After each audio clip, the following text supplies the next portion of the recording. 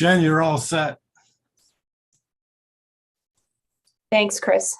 You're welcome. Sorry about that. That's okay. And David, you're the Jen, you're all set. David, you're the co-host. Yep, sure. Thank you. You're welcome.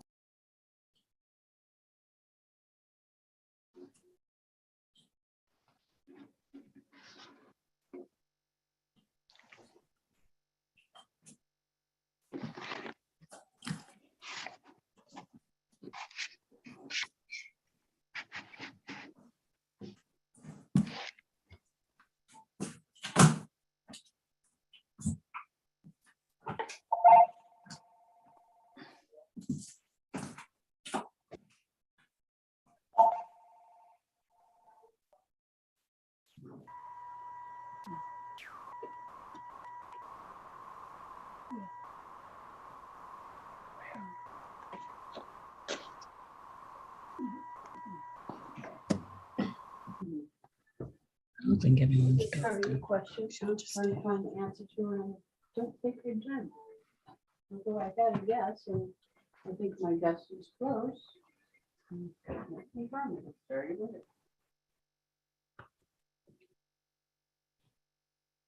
I usually can, find something. It's very broad. You get about 100 people on the Zoom. Yeah. Oh, it's gonna be good. It's cool. We left that in the first group. Well, Maybe we haven't started yet. Yeah. I unmuted. So I can hear them. Well, if you're muted, you can still hear what you muted. Yeah, you can still hear them. They just don't.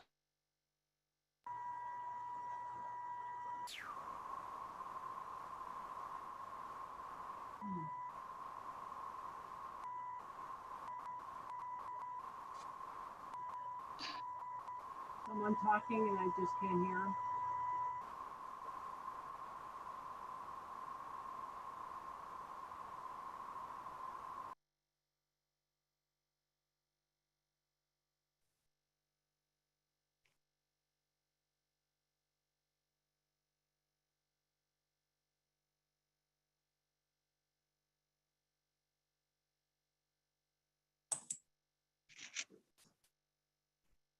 Hello.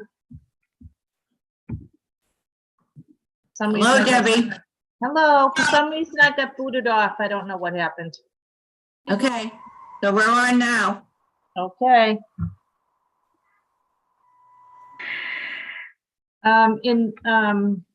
Good evening. Tonight is the Rockland Land Control Board meeting. We're on a Zoom conference, and if everyone could please stay muted in the interest of trying to keep this meeting going in an orderly fashion. We do have this being recorded, as you all know, and we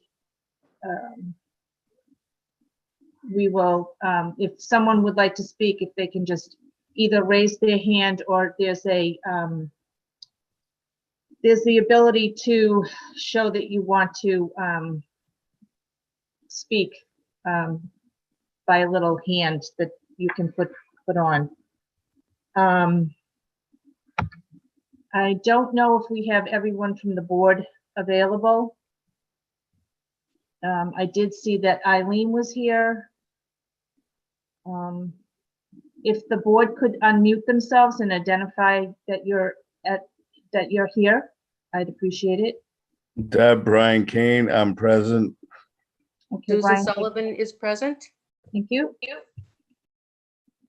Carol Primavera, present. And Eileen Cena's here. Okay, Casey Kidd present.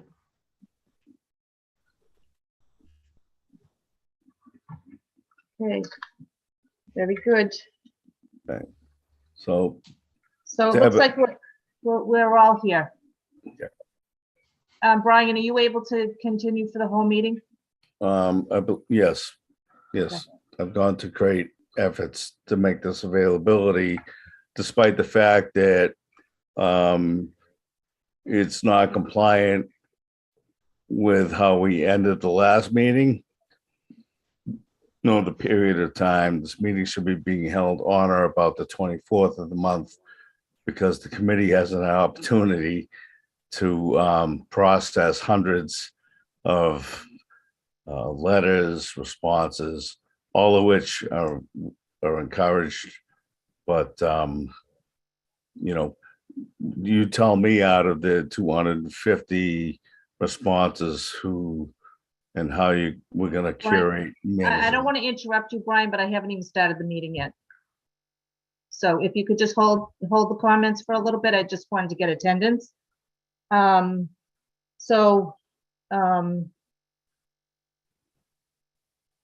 just want to read, and I'd like to open the meeting and make a motion for opening.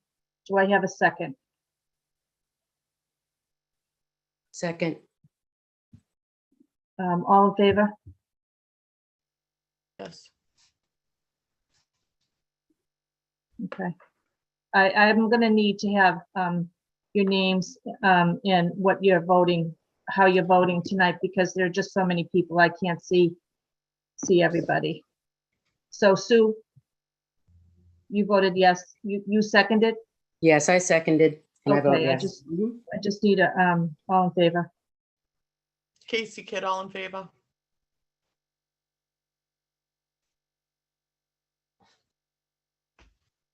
Carol Primavera in favor. Eileen Sino in favor. Brian Kane, not. Okay.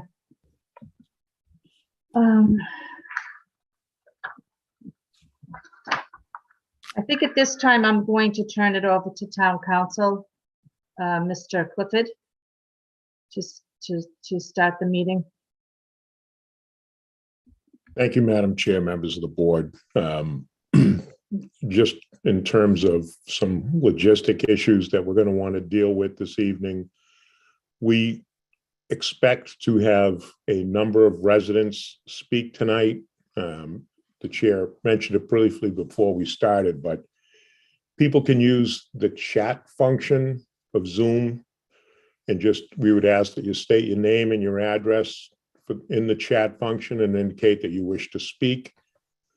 That is the only purpose for which we will use the chat function. Any opinions expressed in the chat function will not be part of the we're going to hear from representatives from Hometown who have made this petition for a rent increase. Then we're going to give an opportunity for counsel for the LHOA to speak. And then we're going to hear from residents. In the interests of everybody's time, we're going to ask the residents that wish to speak to try to keep their remarks brief and on point. And we're only going to, until we get through every resident that wants to speak once, we're not going to allow people to speak more. I'm recommending that the board not allow people to speak more than once. So it's a lot to manage. Hopefully we're all out from under these Zoom meetings sometime soon, but it is what it is right now. So we're going to try to do the best we can. Thank you, Madam Chair. You're muted, Deb.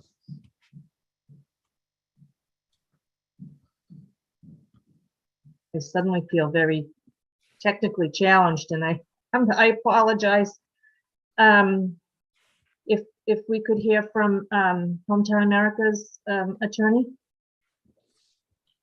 Thank you, Madam Chair. This is John Radigan, for the record, DLA Piper, 33 Arch Street, Boston, 02110. I was here last time. Thank you for having us back. As you know, we filed our request on December 27th. You scheduled a hearing on February 11th. There were concerns about people not having adequate notice and maybe members of the board not getting the package. So the board appropriately rescheduled this hearing for almost a month later. Thank you for giving us the opportunity to speak. as you know, we've requested an increase for the most recent year based on CPI increase year over year as provided for in the Rockland regulations.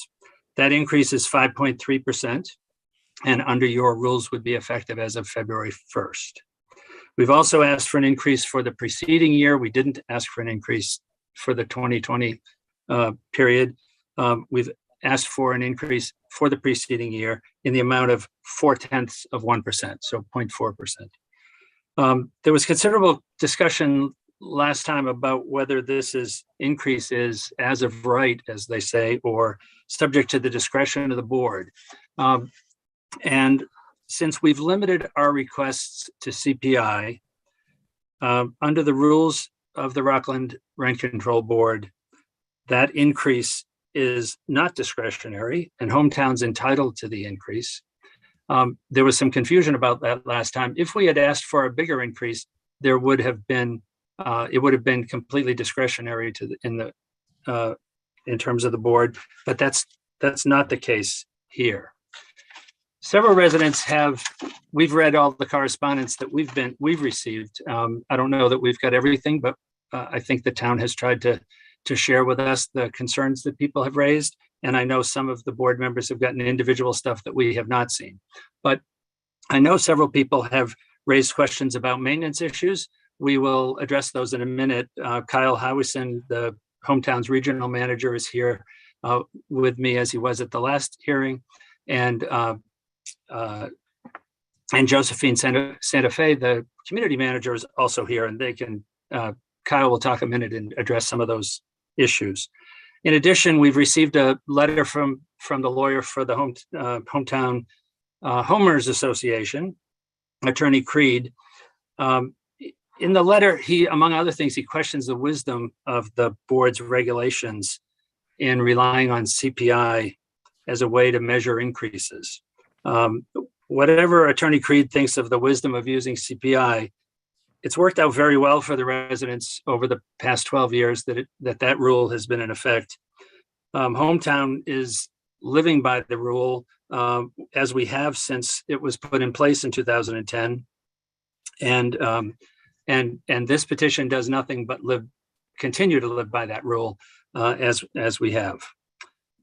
Finally, Attorney Creed's letter suggests that Hometown's rents at Leisure Woods violates a case known as the Blake case.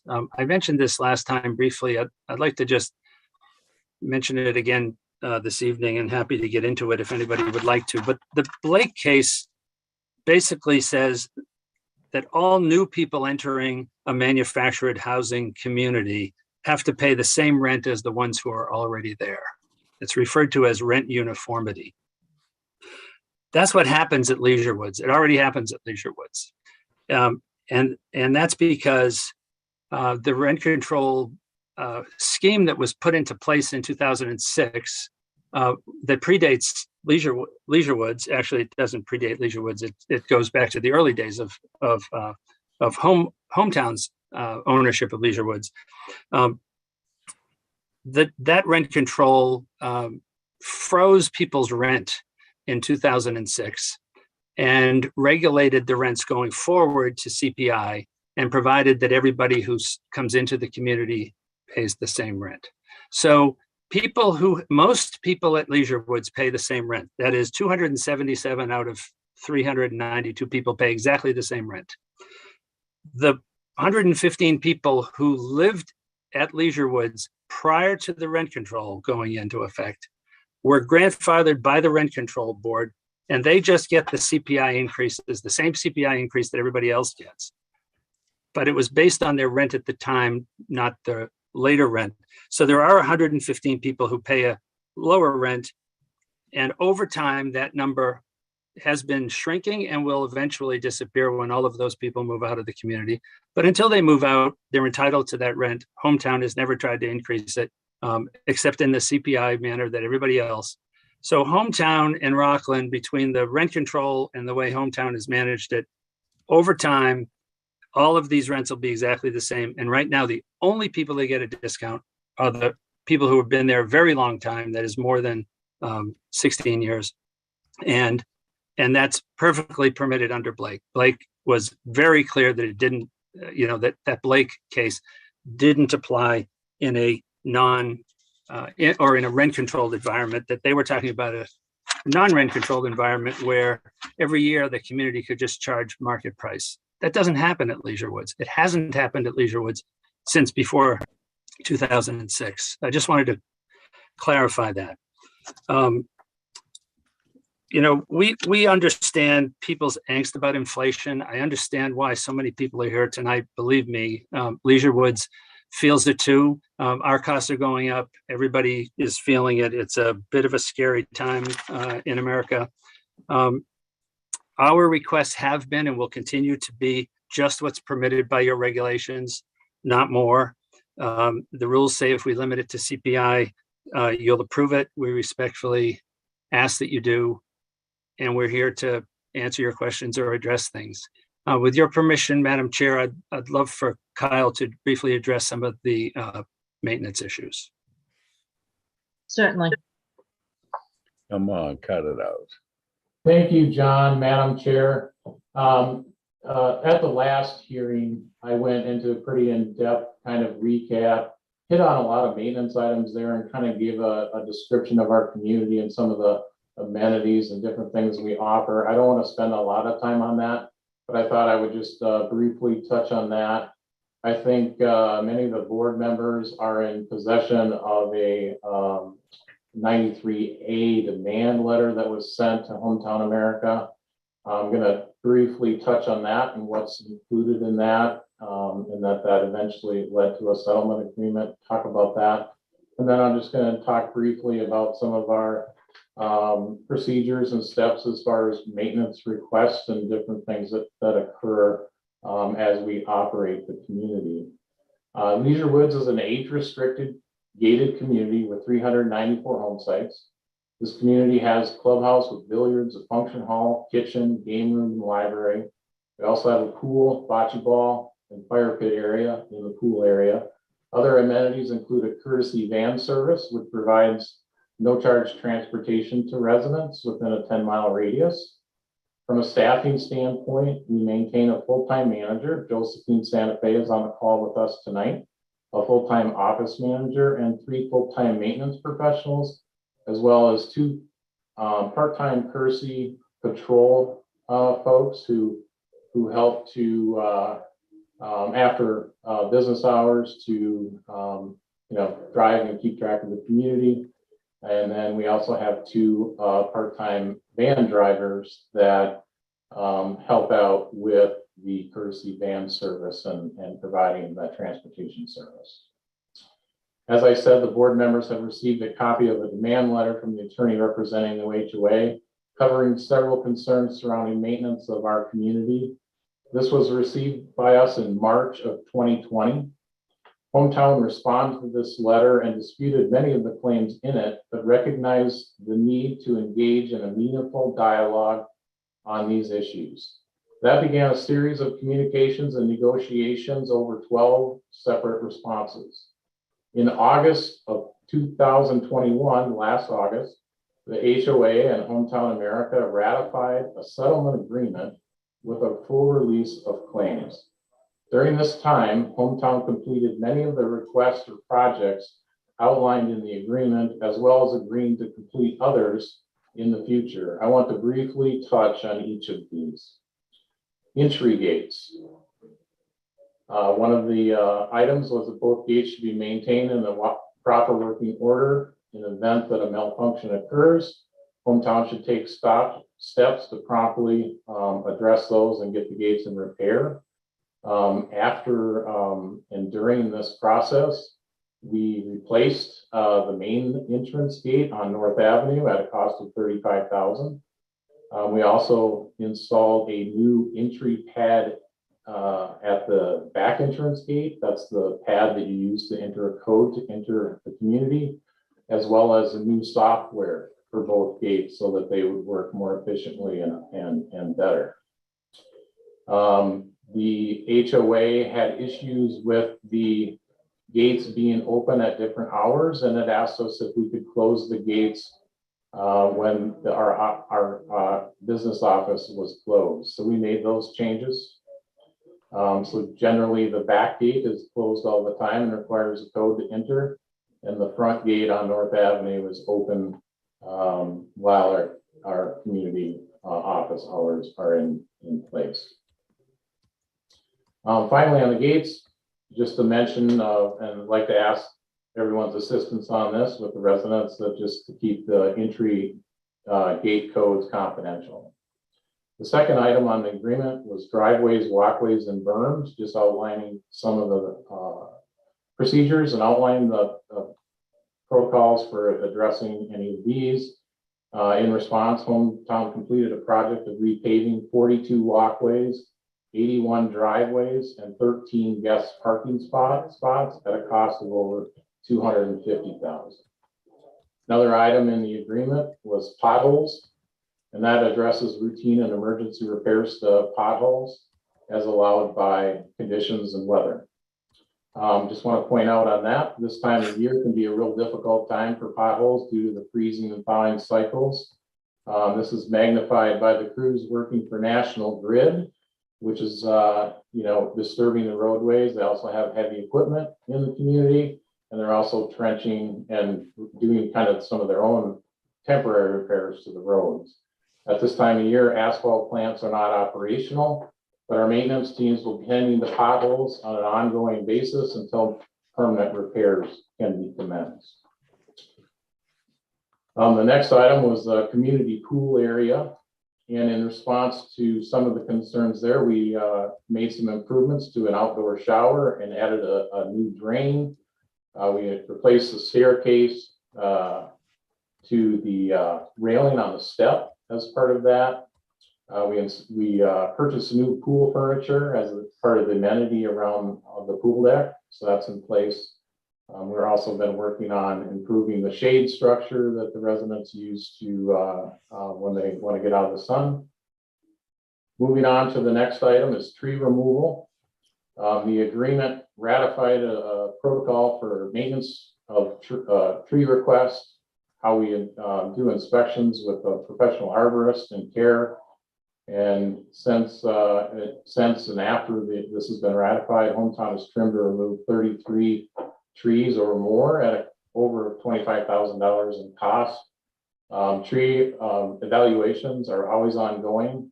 And in fact, we just had our tree vendor in the community over the last day or so completing some tree maintenance and removal. Road resurfacing is the next item on the list. Hometown to undertake a project not to exceed 7 years in duration to resurface all roads within the community, estimated at a cost over $1 million. You will hear that National Grid is completing an extensive upgrade to their gas infrastructure in the community. This is true, and they are providing a value to repair roads, that their activities have damaged due to excavation activities from this project. It is in no way accurate that they are paying for entire road resurfacing. We have worked closely in cooperation with them on this venture to ensure the gas lines are safe for the betterment of our community. And this should be a huge relief for all parties, considering the recent gas line accident concerns that have occurred in other areas of Massachusetts.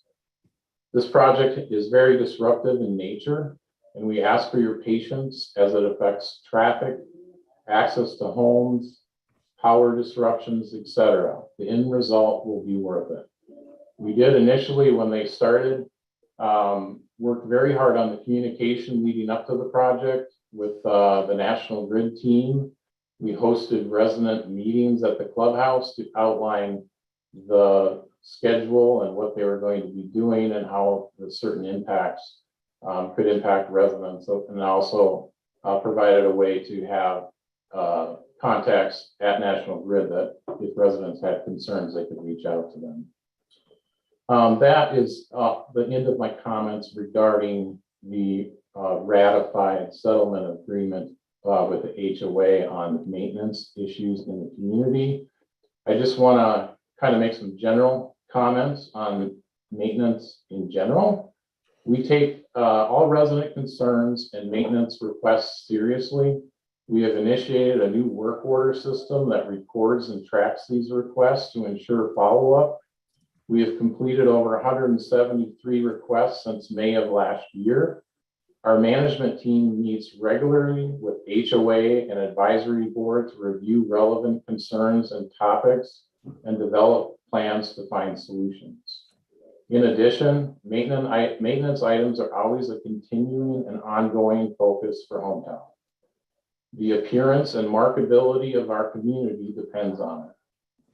We always have an open door policy at the office to discuss individual resident concerns and complaints.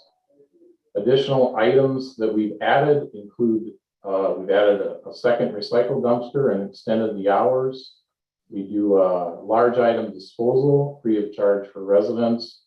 We've made landscape improvements. Again, the courtesy patrol 7 days a week and courtesy van during weekdays 8 a.m. to 5 p.m. Tonight is not the venue for us to respond to individual complaints. However, we will be actively listening and taking notes so that we can directly follow up with individuals after the meeting. That's the end of my comments, Madam Chair. You're on mute. And that's it from us, Madam Chair. Thank you for this time. Thank you. Now if we could have a word from Mr. Creed. Thank you, Madam Chair. James F. Creed Jr., Creed and Formica, 733B Plain Street, Marshfield, representing Leisurewood Homeowners Association.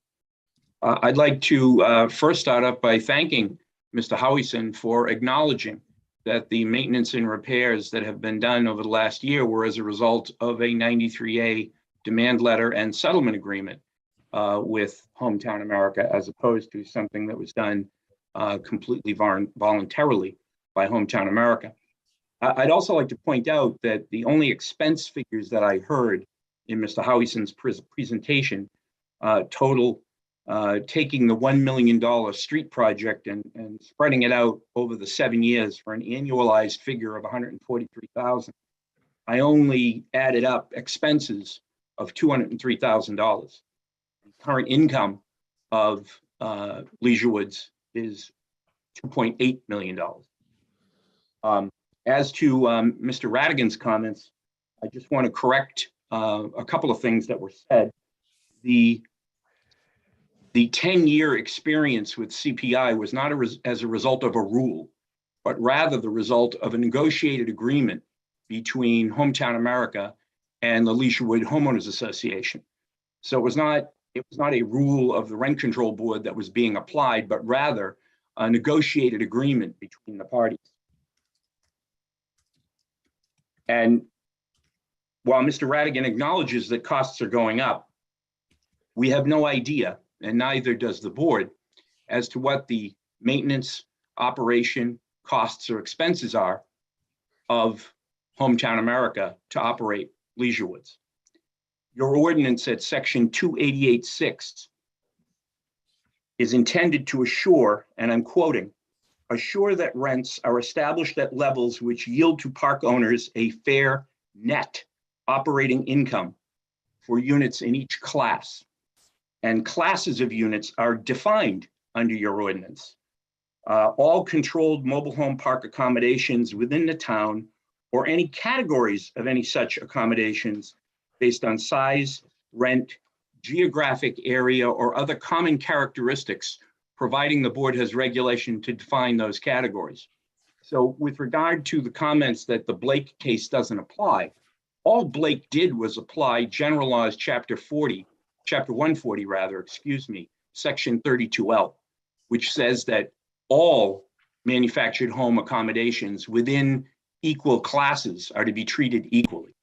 It has, although the case itself dealt with new owners coming into a park after a new owner had purchased the park, that doesn't mean that chapter 140 section 32L somehow doesn't apply anymore in the rent controlled situation.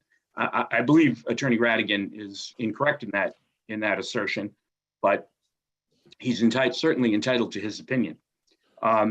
Also under 288.6, section B lists 6 factors which the board is to consider with regard to upward adjustments. None of those factors are being addressed in this CPI request. I would also note that the CPI for January of 2022, according to the United States Bureau of Labor Statistics, is now at 7.9%. The only way to yield a fair net operating income is to know the expenses of the park. Hometown America makes no representation as to what its expenses are.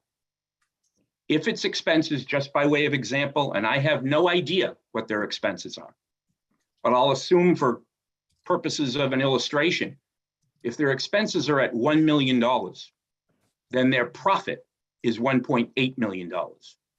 And you'd be giving them a CPI increase on top of that. They can dispute that if they wish, but the only way to dispute it is to reveal the expenses. And that's the only way you get to a net operating income. All they're presenting to you tonight and what they presented to you in February was their operating income of 2.8 million. And by my documentation, they've only indicated annual expenses of 203,000.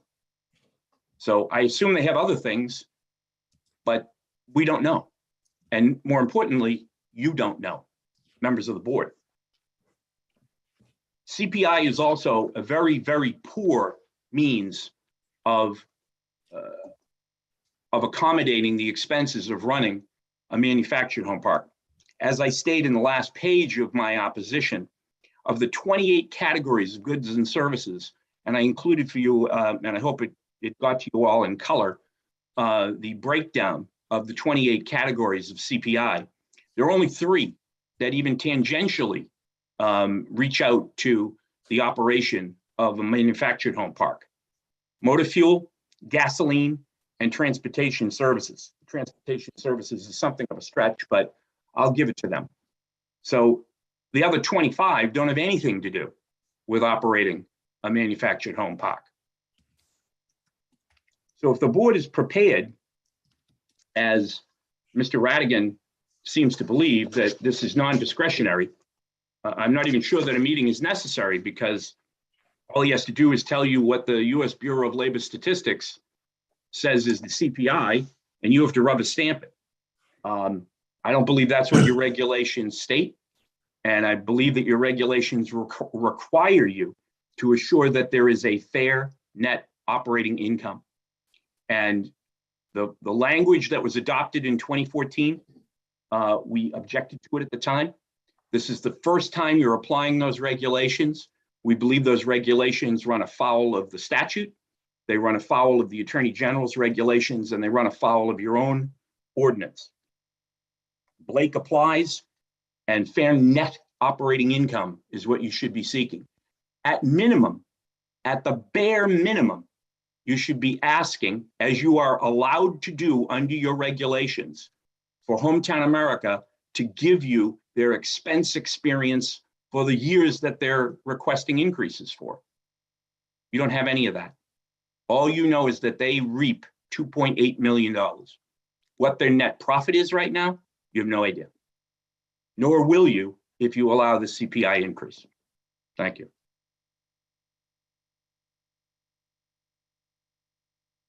Thank you, Mr. Creed. I would like to refer to Town Council, Mr. Clifford. Thank you, Madam Chair.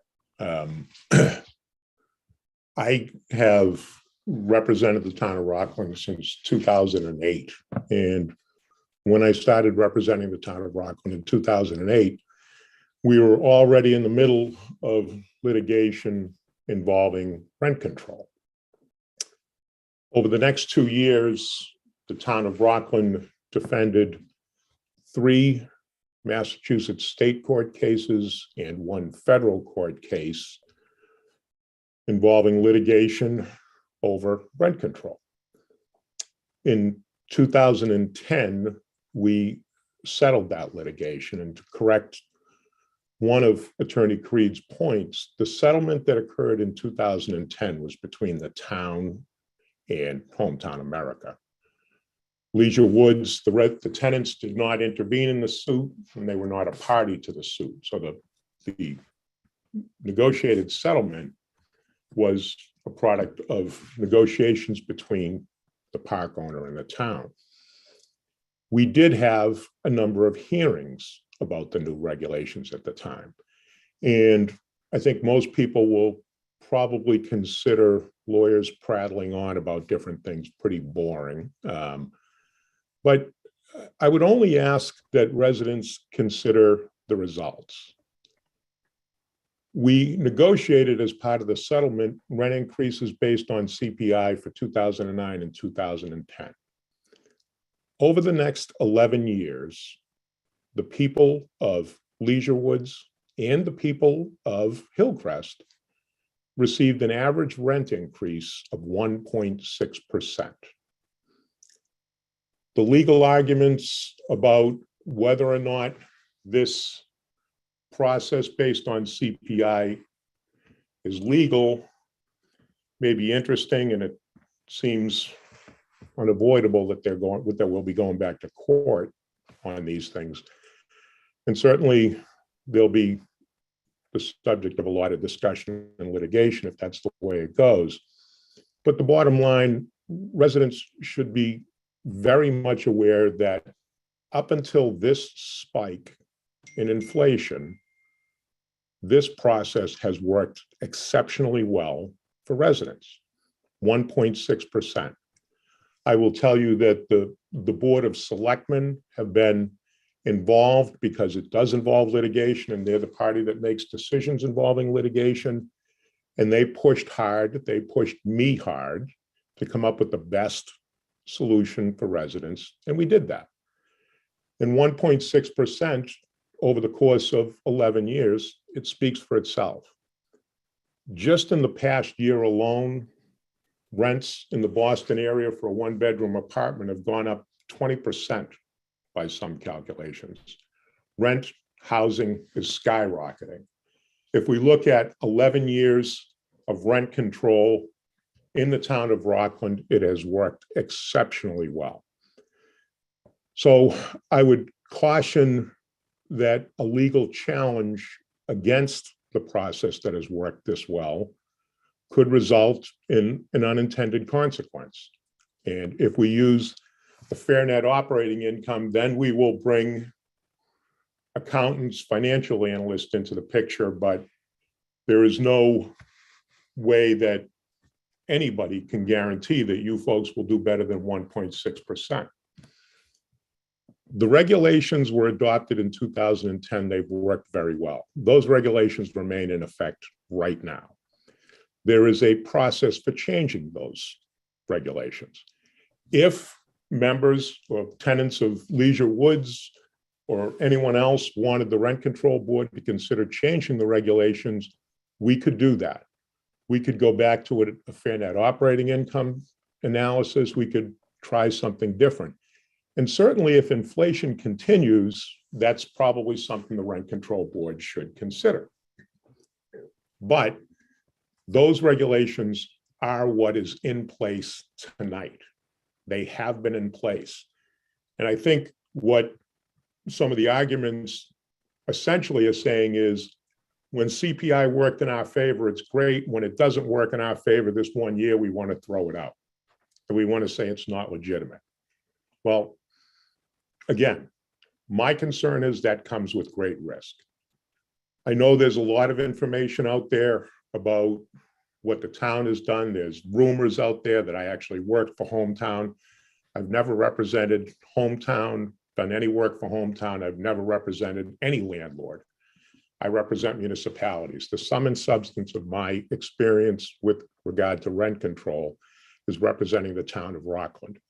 And I think our representation of the town and the Rent Control Board has worked, again, very well for residents. If we litigate this, litigation is just bound to be very uncertain. No one can guarantee what the results are going to be, except for the fact that, candidly, the lawyers win. The lawyers will be paid money to go back and forth to court, but at the end of it, we don't know what kind of a rent increase process you will receive. I think it is my position, and the board has two petitions before it this evening. You have a 0.4% increase for last year and a 5.3% increase for the year that started in February. It is my recommendation that the rent increase that came in 0.4% for 2021 came in late, and it's my recommendation that the board reject that. It is my recommendation that the board approve the petition for rent increase for 2022 because it is based on regulations that have been in place for over 10 years. They haven't been legally challenged. Maybe they won't survive a legal challenge. I happen to believe that they will. But the reality is the Rent Control Board should operate under the regulations that are in effect now. One of the things that we've struggled with in the 13 years I've been involved with rent control, the Rent Control Board consists, it's when fully staffed, which is, I don't know that it's ever happened in the history of rent control. We have 6 members out of 7 openings right now. They are volunteers. There is no paid staff for the Rent Control Board. And in fact, it was proposed, the rent control bylaw, when it was proposed to town meeting voters were told it wouldn't cost the town any money. There is nothing in the budget. There is no paid staff. There are no financial analysts. There are no accountants to take a look at it and say, this is fair net operating income or it isn't. So they are 6 volunteers who volunteer a lot of their time, but they don't have the ability to go out and fix maintenance issues. The discussion by Attorney Creed, Mr. Howison, regarding a 93A letter proves my point. Your attorney filed a letter with Hometown, and apparently you negotiated significant upgrades or changes in maintenance, expenditures of large amounts of money. That's something you can do through the legal system. That is not something the Rent Control Board can do. They don't have any ability to go in and fix problems at these parks. They can deny a rent increase, but that becomes that candidly, that's one of the reasons we were in litigation back in 2010. So I respectfully suggest, and I know the 5% is not easy for all you folks on fixed income. And I know the Board of Selectmen, I've heard from all of them, particularly the chair, has expressed great concern about this. But the rent control system, as the old saying goes, not throwing the baby out with the bathwater. It's worked exceptionally well, and I caution you to question anyone who tells you that a different system will work better. If this goes to court and we end up with a new system, 5 years from now, I think you'll look back and say that CPI worked far better than what we have now. But again, that'll be decided, I guess, by the lawyers in some other forum, if that's the way we go. But I appreciate the fact, and I think everyone should appreciate the fact that these 6 volunteers, unpaid, are putting their time in. They've tried to read all the letters. They've tried to consider all the information.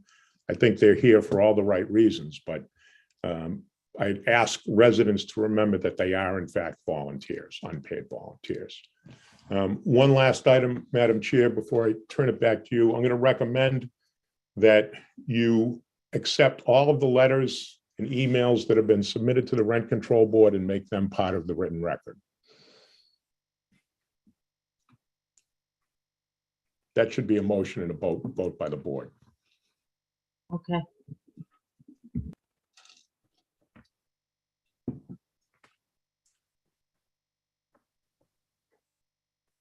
I think you're muted again. You're muted, Deb. Oh, there you Yeah. go. I make a motion to accept the letters as public record. And emails also. Thank you. And the emails, yes, I'm sorry. We have letters, emails. And I'd like to make them all public record. If I could get a second. I'll second the motion. That's Irene. Yep. Yes. Okay, go ahead. We got a second. So, Brian, yep. yay or nay? Yes, however, with the caveat that the committee has an opportunity to sit down and go through them, because there's only a small percentage that had requested to speak. versus letters of objection and other things that Brian, normally, I don't know if you received them all, but I received Yeah. 130. okay, so can you tell me the 6 or 8 that are gonna speak tonight? Because they weren't all requests to speak. Madam I Chair, would- if I could address that point. Certainly. There was a practice among the rent control board in the past that people should submit it in writing and request in advance to speak, and we distributed those notices. We were trying to get as much information out there, but it's my recommendation to the chair that any resident that wishes to speak, whether they submitted that notice or not, that everyone be allowed to speak. So, I agree with that. so Madam I, Chair, may I add one comment? Certainly. Mr. Radigan? Thank you. I just want to acknowledge that in addition to the letters you received, we've gotten copies of some of those. In addition to that, the chair of the selectmen sent today a letter to Hometown asking us to address maintenance issues. I don't want that to be lost. We will forward. I don't know whether town council or the board saw that letter, so we will forward that letter, which we received this afternoon. But I just wanted everybody to be aware that the chair of the Board of Selectmen has encouraged us. He did not speak, the letter does not speak to this, what's going on tonight, but it's obviously tied to all of the letters. And so I would just like you to be aware that that he sent that letter to us, and we'll get it to Mr. Clifford and he can get it to the board. Just so everybody knows that. And we're obviously going to respond immediately to the selectmen tomorrow and assure him about give him assurances about the maintenance and see what's up. But I did want to acknowledge his involvement in this issue. Thank you very much, Madam Chair. Thank you. yeah, and Madam Chair, real quick, part of the reason of my objection at the very beginning is that today is the deadline for submissions for people to request. Okay. All right. Thank you. So, We still have a motion out there. And Susan, Eileen, you seconded? Eileen seconded, yes. Yes. I approve. Thank you, Susan. I'll vote for it. Okay, Brian. Casey Kidd, I approve. Let's see. And we have Carol? Yay or nay, Carol? I approve. Yep. Yes. Okay, thank you. Okay, that's unanimous. So we will make the letters and the emails part of the record. And at this point, if any, I'm not quite sure how to get this going as far as an organized fashion with the people who have requested to speak. I know we have chat, and I'm trying to see who. We have 77 participants on the Zoom meeting. I'm not quite sure how many of these people will be in need of speaking. So Mr. Karoyan from my office will try to do this. If you could put your hand up if you wish to speak. Again, I'm seeing comments in the chat. Those are not going to be part of the record. Okay, I see Mo Duffy Abington. David, if you want to recognize her. But excuse me for one quick second, and then I'll mute myself just to make everybody happy. But this is the problem. Today's the deadline for submissions to talk. The committee normally curates these, and they come down with a list of people of who are going to be able to speak. And it organizes the meeting. And unfortunately, we used the older document went out that didn't include a subject line. So yes, we all saw all the same emails and read things, but apparently there are those that made comments that have no intention of speaking, and then those who intend on speaking. And we need to curate and organize the meeting so that it doesn't go on endlessly And I don't believe we had that many numbers of specific speaker requests for this evening. And this meeting from the motion when we closed the last meeting is out of order because 30 days notice, people got their notice on the 23rd or 24th. The meeting should be 2 weeks from tonight. I'm done. Madam Chair, we've complied with all the legal notice requirements, and a lot of information has gone out through Hometown and through us. Even though those notices have been used in the past, there's never been any process of screening through them or anything like that. I've been at almost every rent petition increase since 2008, every hearing, and the people that show up and wish to be heard, we let them speak. So I think that's the way we should proceed this evening. Madam Thank you, Chair, Mr. Clifford. maybe very briefly. To all participants, will unmute when you're selected. If you could, just please maintain your mute. To follow up, with Attorney Clifford had spoken, for those of you communicating through Zoom, on the bottom page, there's a reactions icon, a smiley face with a plus. If you click on that, there's a raise hand option. If you select that, that'll let us indicate to us that you wish to speak, and that'll also prioritize you from when you click. So we can also rearrange it by who selects first. It'll prioritize you in the actual Zoom, so we can identify who wishes to speak and when at that time. So again, on the bottom of the screen, there's a reaction symbol, and from there's a raise hand option. I currently, if Madam Chair, I can have the first person operate from the list that I could see. I'm going to unmute the first person. So I believe it's identified for the Zoom as Mr. Harvey. Okay. Hello. I think you're unmuted, Harvey. Okay, thank you. My input is that I don't think we'll have another opportunity, except for this one, to be able to request true copy documents from Hometown America to see what the actual costs are of running Leisurewood. We're counting on possibly the CPI going down. I don't have a good feeling in my stomach like I did at the point in time that we actually put into place what we finally call the MNOI, because we looked at some costs way back in 2006, and then we modified it. That's the M in the MNOI to use the CPI at that point in time, because the trend was over a 30-year period of time, the highest, the average increase in CPI was 3%. Look at what's happened to us right at this point in time. Right now, we're talking about a 5.3%. I think I heard that the number that came out most recently is in the 7% range. A number I was looking at tonight with the Bureau of Labor Statistics at the end of February was 6.6%. I think based upon what's happening in the world, we're going to see nothing but CPI increasing by leaps and bounds.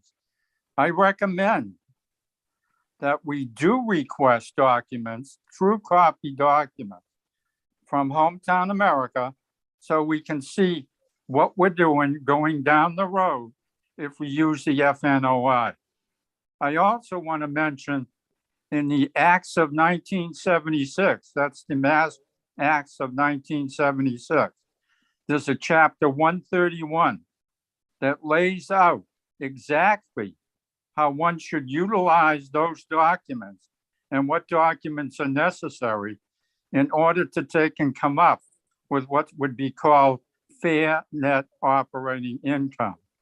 At this point in time, I think we only have a couple of elements of the blanks that need to be filled in. One is we know the assessed value of Leisurewood. That's $12,580,000. We don't have a for sure number of income coming from rents and other sources.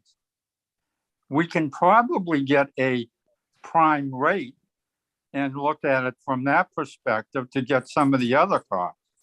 But we're going down a foggy road without any information that will direct us to be able to make a formidable decision as we move forward. Thank you. Sir, if you could also state your name and address for the record, please. Yes. Could we ask, Abby? before we move to the next person, could the gentleman who just spoke identify himself and his address for the record? You want me to identify myself? Yes, sir. Yeah, okay. Harvey J. Smith, 11 Forsythia Lane, Rockland, Massachusetts. Thank you. Thank you, John.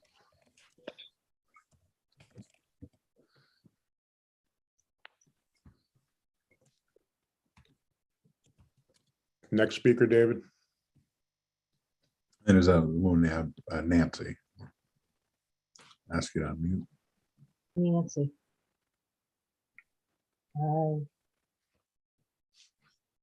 here we go. Okay. I think I'm unmuted now. Okay. So Nancy, Yeah. 35 Leisure Woods Drive, Rockland, Massachusetts, president of LHOA. I understand that we had a 10-year agreement with the rent control board to have increases based on CPI. That was great, but guess what? For 10 years, they did nothing. So in 2019, we addressed the fact that they had done nothing. We filed a 93A, and now things are finally being done. But they're not done yet. And to increase our rent based on now a CPI for no contract for 2 years, what we're asking is that Hometown America sit with us and develop a formula to get rent increases. I understand inflation's going up, but why do we have to give them more money that is not necessarily redeemable right now? We're willing to sit down with Hometown America and discuss our differences and what needs to be done around here. We've been working very well with Hometown America right now, but management changes. So we need to have the rent controls committee to support us to say, increase rents are not the way just to give Hometown America more money in their pocket. We need to have things getting done around here and not when we have to force them to do that. And that's the sad part about it. And if the town of Rockland can't afford an accountant, that's a really sad thing to do. I know that the rent control board are all volunteers, and that's nice, but don't sign up for anything that you can't do. If you can't get your brain together to talk about what fair net operating income means, we'll be happy to educate you and get that done for you. Thank you. Thank you.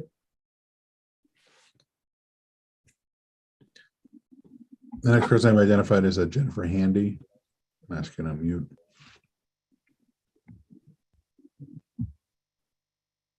Hi, this is Jennifer Handy. I'm at 10 Grasswood Circle, Leisure Road. I agree 100% with what people are saying about the CPI and a new system. I agree that we should look at a different system that may work better. If we could sit down with Hometown America, that would be great. But in order to do that and make that work, we need to see the expenses. So I fully support that. One issue I have with the rent increase, however, is that, and I know that HOAs are different across the country. I know that each park, owned by different companies, do things differently, but there's a general collection of amenities that are included with most over 55 parks. It never really, I could never really wrap around my head the fact that, you know, we're responsible for our house because we own that. We rent the land, and so the yard, everything that our house is on. But we're expected to pay for maintaining that. So a lot of us pay a lot of money every year to have a landscaping company come in. We also pay them up to $80 a shot to come, you know, every winter and every snowstorm to come shovel the stairs and the driveway. There's a lot of people who just cannot do that by themselves, and it's extremely expensive. And it's not something that's covered in our rent. And I don't understand why Hometown doesn't take responsibility for the land that they own and that I rent. I lived in an apartment in Quincy and Wollaston for 21 years. I never had to mow my lawn. I never had to shovel the walkways or the stairs. They hired somebody, the building manager hired somebody to do that every year. And so that to me is a big sticking point with you. You're asking for more money, but we're not getting anything in return. Like Nancy said, we're not getting the things that we need done in a timely fashion. We had to make Hometown America do that. It took a long time, and a lot of people worked very hard on that. But that's not something we should have worked that hard for. It should have been handled automatically as part of the ownership of the park. You know, if we're going to be paying more money, I just don't understand why we're not getting more of a benefit out of that. Thank you. Thank you. The next person I've identified is Mark. I'm going to ask you to unmute.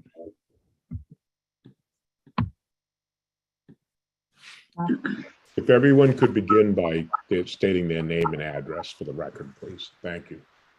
Hi, my name is Mark McNeil. I live at 29 Birch Street in Leisure Woods.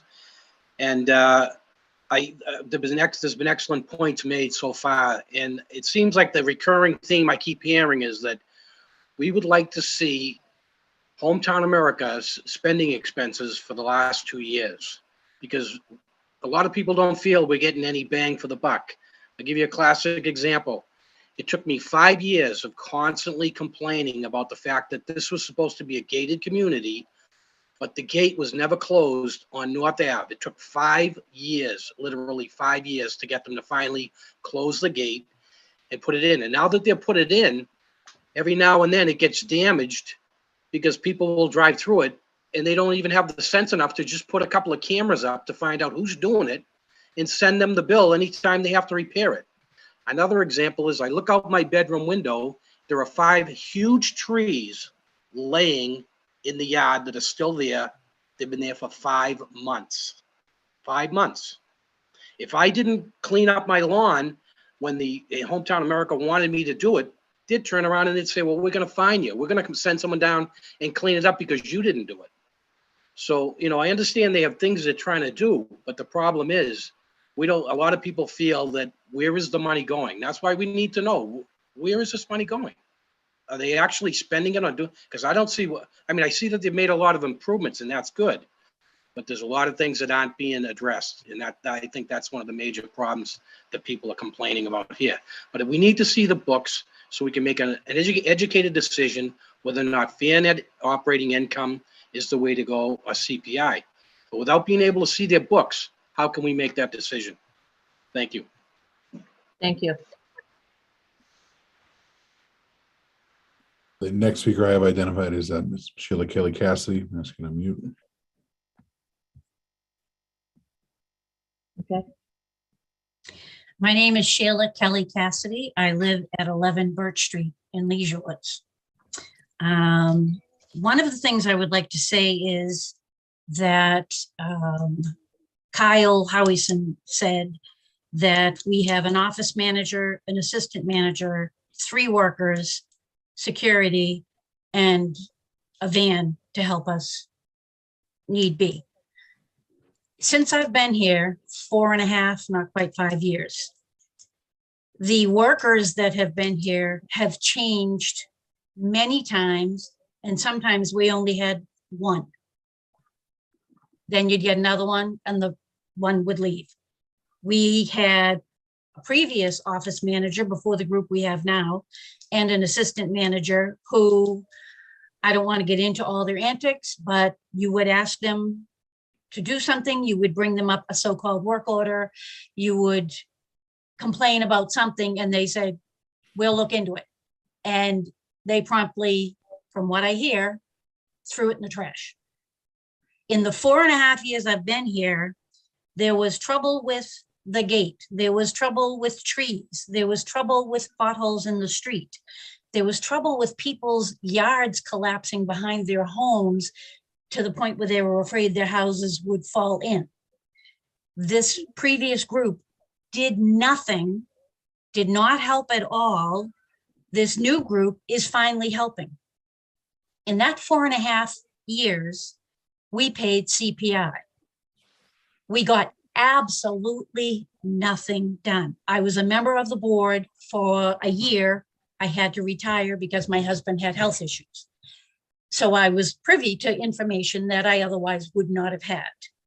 But the fact that they did nothing for 4 years, but they were getting CPI increases every year and never showed us that they deserved that increase because we did not have FNOI, where did that money all go? Because it certainly didn't turn back into the property. Now we're disputing it because after that Chapter 93A letter, people were finally paying attention. And all of a sudden this year, everything's getting done. Great.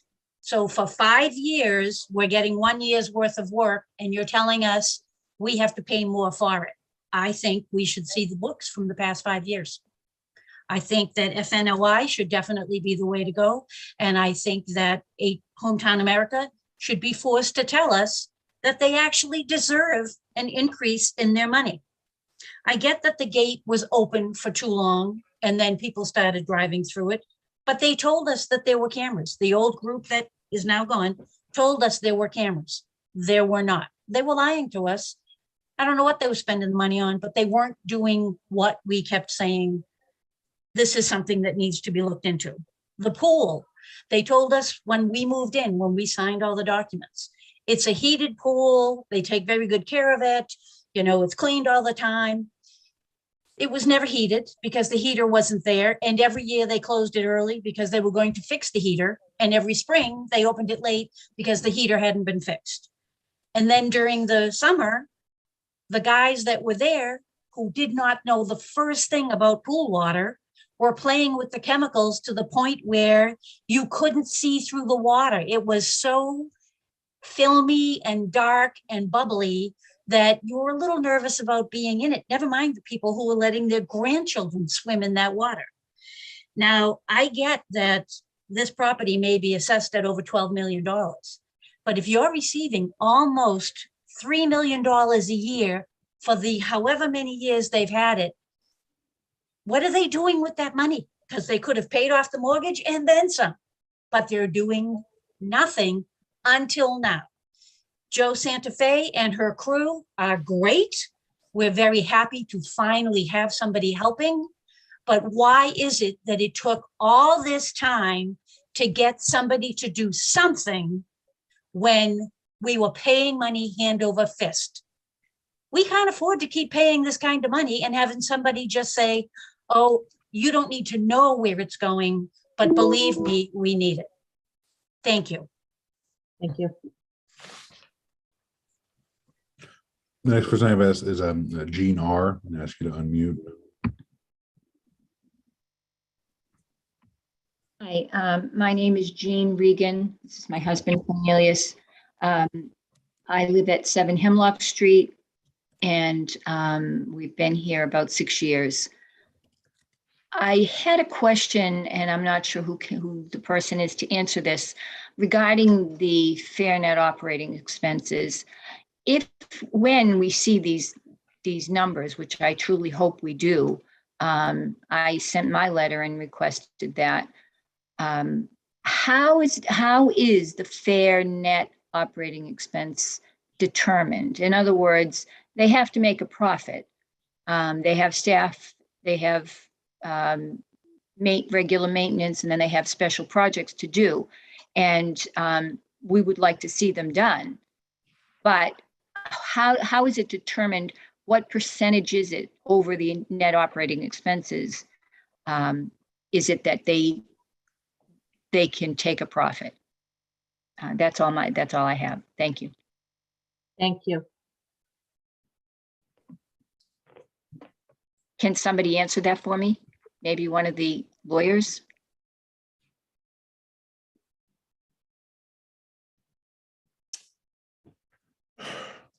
I could just speak to how the process was done before we adopted the CPI. So essentially, the park owner would submit a package of financial documents that showed what the increases were, what their profits were. And then it was up to the board or up to the residents to try to rebut that information to show that they had gotten it. There's no set percentage that they're entitled to. I think it's essentially based on what the increases in costs are, but it's really, the rent control board takes the evidence that gets put in front of it. So the petitioner, park owner, would submit the information that they feel justifies a rent increase. Then it would be up to the tenants to present information that they feel that it wasn't. The information didn't support that. So there's no set number that guarantees that they're guaranteed, but I can tell you that the hearing process took days. Back at that time, it was not an easy thing for a volunteer board to tackle.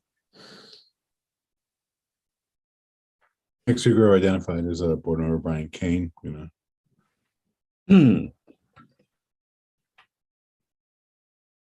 Brian? You just muted yourself. Here I go. Okay. I'm sorry to do it again.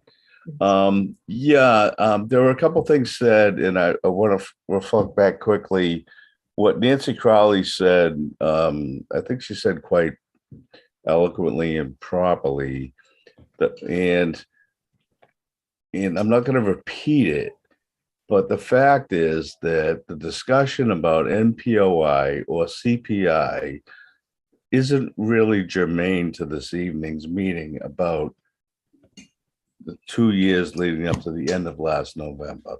And I know there'll be plenty of people that want to disagree with that, but to go back and do forensic bookkeeping and possibly even go to court to get to these documents doesn't make sense. We need to settle this and come up with a fair plan moving forward that works for HTA, LHOA, and the town of Rockland. And personally, I know what I would propose, and I'm not prepared to. There are people who still need to speak. Mr. Harvey Smith's input was incredible, and I've seen many of his comments. He's got some, true wisdom. But the truth is, back in the days of Cub Scouts, when the Pinewood Derby was over, there was a saying that you can't put the race back in the box. And so, leading up to the discussion of the rent increases for the last 2 previous years, the question about MPI versus CPI is something that really needs to be worked out and negotiated. And it sounds to me like LHOA has made a concerted effort to communicate and to get HCA to come to the table, and may have been promised on several occasions that there'd be some sort of response or suggestion as to how to get to a compromise for a new contract. And if the two of them can come away from a table with a compromise like that, and I know people like Ruth Aceta, who I want to hear from, and I really want her pushed to the top of the list if she's online here, because she's part of the group that worked on the 93A. We all know that the snow removal stunk, and there's been a lot of issues and the gates and stuff. But again, we can't go back in time. We can't twist it back. So we're stuck at the end of November, potentially, arguably, maybe even the beginning of February of this year. Okay. And everything that everybody said is true. I know it myself. Right. And it's frustrating, you know, and I also knew what the attorneys and what Kyle said is true. All his touch points are true, but, you know, half measures don't necessarily make corrective measures or safe measures. And those are all things that can be on the table to discuss, but it's not germane to what the committee is being asked to review and listen to this evening. So, you know, I'll leave it at that for the moment. Madam Chair, Yes. I think just to try to keep this organized, that we stick in, and I appreciate Mr. Kane's comments, but I think we stick with public comment. We try to hear from everybody once. Then I suggest we give the attorneys a last shot at it. Then you close discussion, and then the board can have their deliberation. So each board member can weigh in. I think that's the cleanest way to try to keep this organized. So I think we still need to find out if there's anyone else from any other resident that has not been heard, that wishes to be heard. I can see a few hands up that have not spoken. Yeah, the Mr. McDonald asked you. Okay, I thank think you. you're- Mr. McDonald? Yes, thank you for.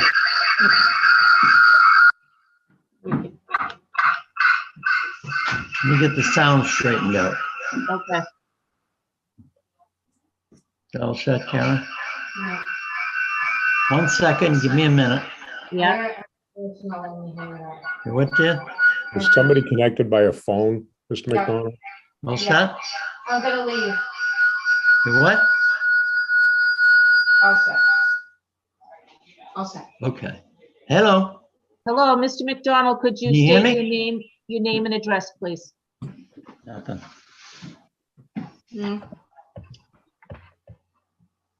Hello? Can you state your name and address, please? Go ahead. Hello? Maybe we'll have to come back to Mr. McDonald. Yes, can you hear me? I can hear you. Can you hear us? Okay. Yep, go ahead. Thank you. My name is Tom McDonald. I don't live in Leisure Woods, but I live in an adjoining community owned by Hometown.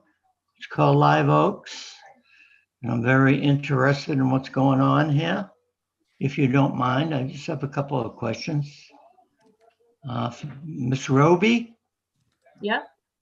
do you have the total number of members to vote on the board? Yes, sir, we do. Say it again? Yes. Yes. You do, okay. And just one question for Mr. Radigan, is he the attorney? Yes. John Radigan? Is there any chance that he will open his books? That question is for Mr. Radigan. Will Hometown open their books and show their profit, losses, and expenses? We're not, I'm not in a position to promise to open books. As you know, we've had a, we're certainly happy to have a conversation about, going forward, future ideas, but this is not a proceeding where we're supposed to defend how much the van driver costs or how much the maintenance costs. This is a procedure that is supposed to focus on CPI, and we're not trying to hide the ball, but this is not what this board is supposed to be doing. And going forward, if people want to suggest that the rent control board ought to adopt a different strategy or a different approach, and you want Hometown's views about that and participation, we'd certainly participate. Opening the books is not something that we think is appropriate. So we say no. That seems like double talk to me. Don't you think you should have the company open the books? Now, let's see what's going on with profit losses. You don't see that at all? Madam Chair, we shouldn't allow back and forth. Okay. With all due respect, this gentleman isn't a resident of Leisure Woods. We should really focus our efforts on getting the input from Leisure Woods. Okay, thank you. That's all I have to ask. Thank you very much. Thank you. Next person I've identified is Nancy Holt. Just unmute yourself. Nancy Holt, 17 Canterbury Lane here in Leisure Woods. I just want to say that I think that there's no consideration for the fact that we are renting the property. We are paying a lot of money to do that, and there is no care for the property. We have to pay everything. When I moved in here about 2 or 3 years ago, the land was covered with this vine that you'd trip all over. I had to pay to have all that removed. Around my shed that the pictures had shown as being clean and clear was all built up. I had to pay to have that all cleaned up by landscapers. I have to pay to have somebody come and shovel because I have health issues that I can't do it myself. I can't mow my lawn. I can't trim my bushes. To consider, I think Leisure Woods, I think homeowner America needs, the owners need to consider that as part of our rent rather than as something that we have to pay over and above the rent. And when you're starting to increase this rent, obviously landscapers and snow removal people are going to have to increase theirs because of cost of living increases. And we in turn live on a very limited income. I know I do. And the issue that I see is that, yeah, Social Security gave us a raise, but they also took a good piece of it for medical coverage. So we really didn't get much of a raise. So to be able to absorb these increases is almost impossible. My understanding is that, and I moved to Rockland after several years in Weymouth, that Rockland cared about its seniors. We're the seniors that everybody's talking about, that's saying, we need to protect our senior citizens. We need to give them what they need in order to function. We need to recognize that they have limited incomes and they need help. And I don't see anybody here considering that issue. So I'd just like to throw it out as a consideration. Thank you. Thank you. Next person is Miss Gina Rosano. Hi, my name is Gina Lozano. I'm a 2 Chestnut Circle. I think there's a problem in here in that it's not FNOI versus CPI. They're not mutually exclusive. You work with both of them. The first step is FNOI. To determine whether Hometown America deserves a rent increase, you must know what the fair net operating income is. Books must be open. And the fair net operating income in the Boston area is around 6%. It's not an imaginary number, as Mr. Clifford has us thinking. It's a specific number that is given out, and it's around 6%. CPI then can be used, once you determine whether they deserve an increase or not, you can in fact use CPI if you want to. And I don't actually necessarily have a real problem with that. It's one method of determining how you pay out the income. Is it based on, how you determine it? But first you must determine, are you allowed, have you earned an increase? And that can only be determined, and it's the first step in rent control, in an increase in rent, is whether you.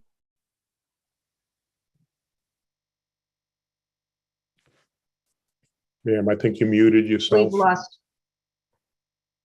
We lost you, You muted yourself.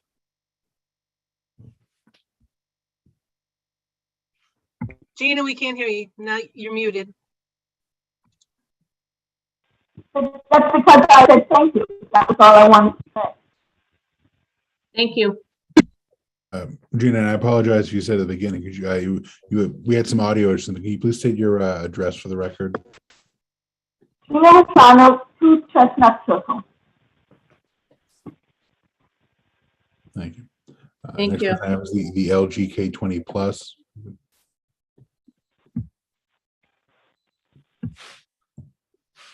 Hello, this is Diane DeShawn, 3 Baywood Street. And I agree with all the concerns that were put out. I had them listed on my sheet as well. There's just a couple of comments I wanted to make, and then I have a question. The stream that runs through the community is contaminated. It's really bad, bad, bad. And I've asked, since I've been moved in here about 4 years, to please clean it up. It's a breeding ground for bacteria, mosquitoes. Now, a lot of people have rats in their backyard coming from the stream. So that's an issue that I'd like to see addressed. Another issue, I know that someone had mentioned, well, you have a clubhouse and a pool. Well, the clubhouse is pretty small, does not accommodate that many folks that live here.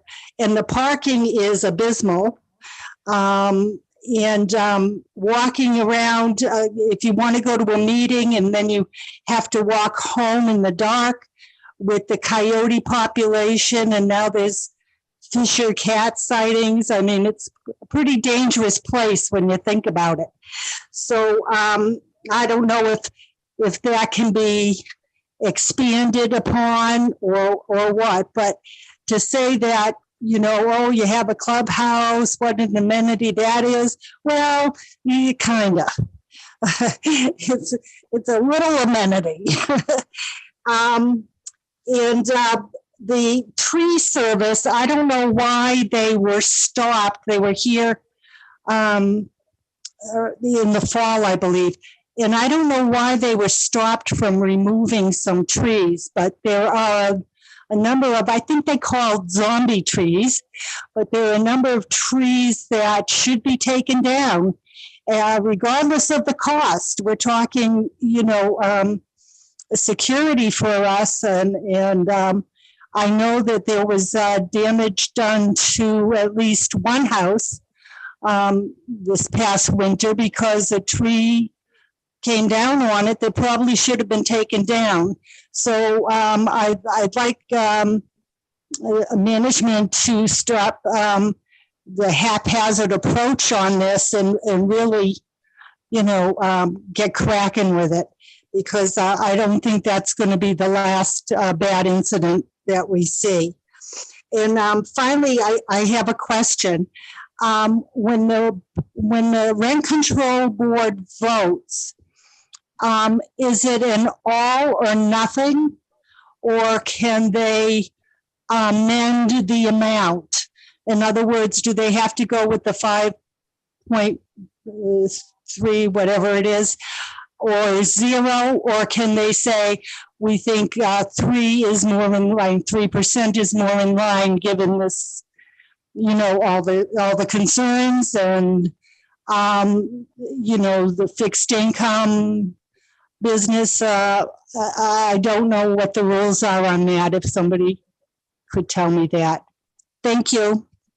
Madam Chair, would you like me to address the question? Certainly. Under the regulations, it's really up or down on the rent petition increase. I've recommended that the rent control board reject the 2021 0.4% increase only because it came in late. So the rent control board doesn't have the latitude to adjust that number without violating the rules and regulations that are currently in place. Thank you.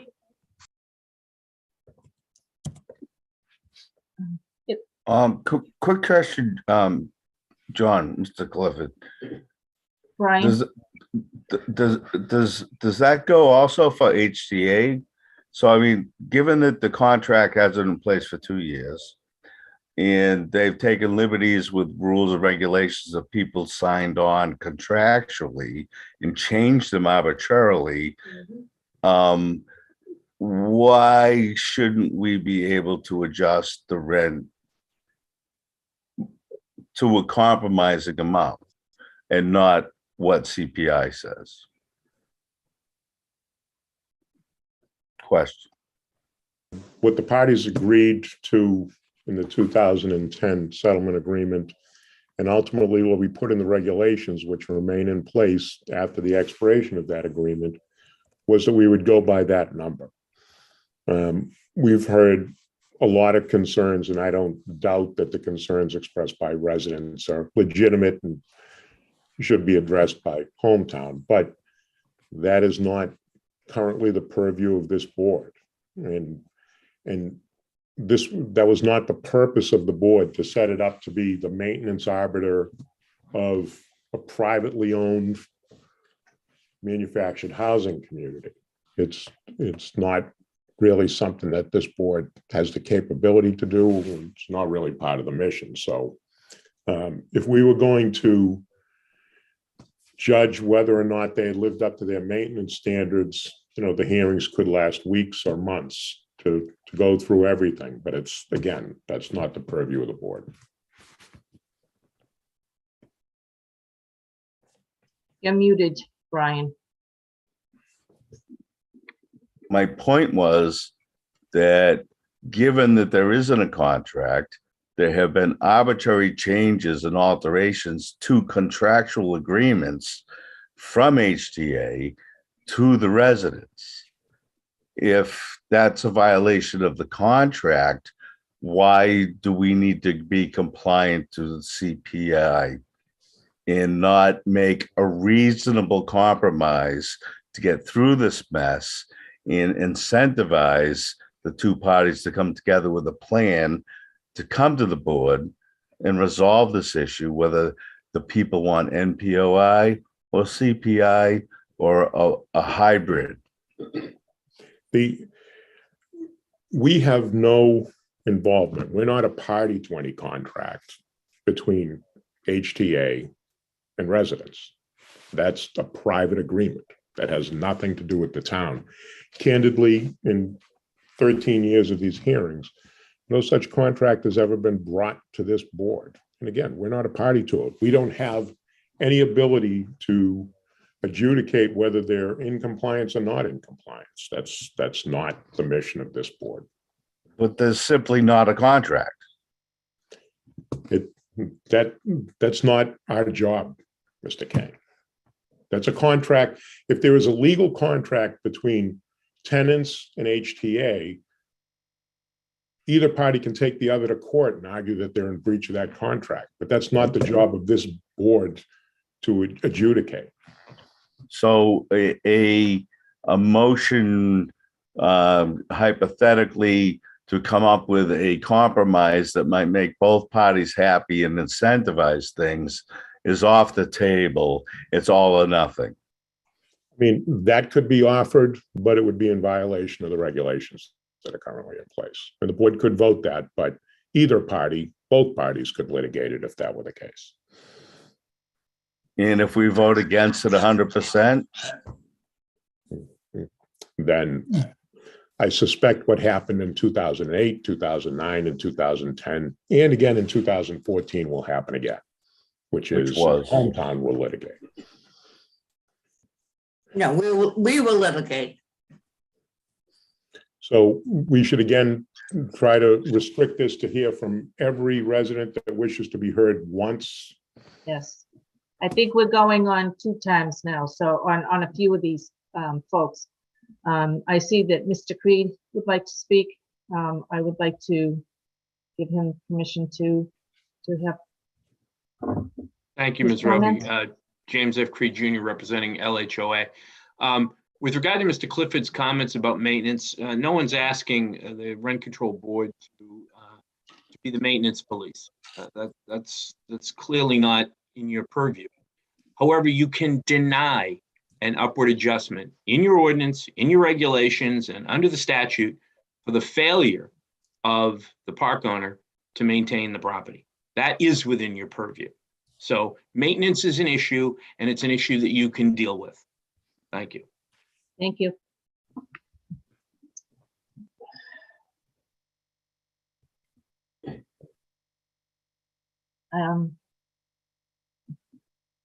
Mr. Radigan?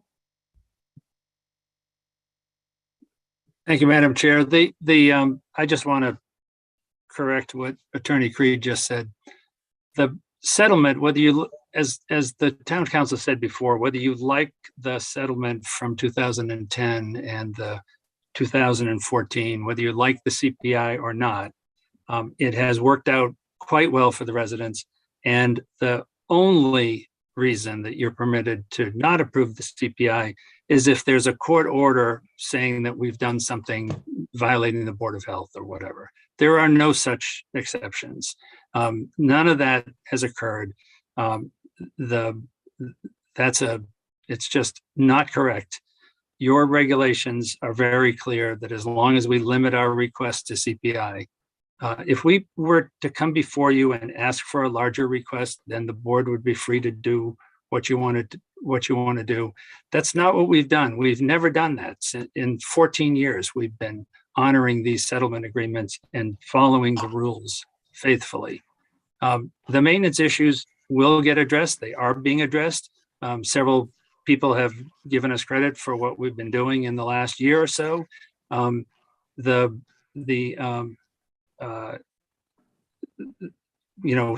We will continue to be responsive to the residents and to be responsive to the homeowners association. But it's just that this is the way the rent control system in Rockland works. And you're lucky to have the system. It's been a very good system for the residents in Rockland. And, I wish we did not have inflationary times that we are now experiencing, but hometown didn't cause any of that. And we're doing the best we can, just like you're doing the best you can. And the rules of the rent control board and the procedures over the last 14 years are very clear. Thank you. Thank you.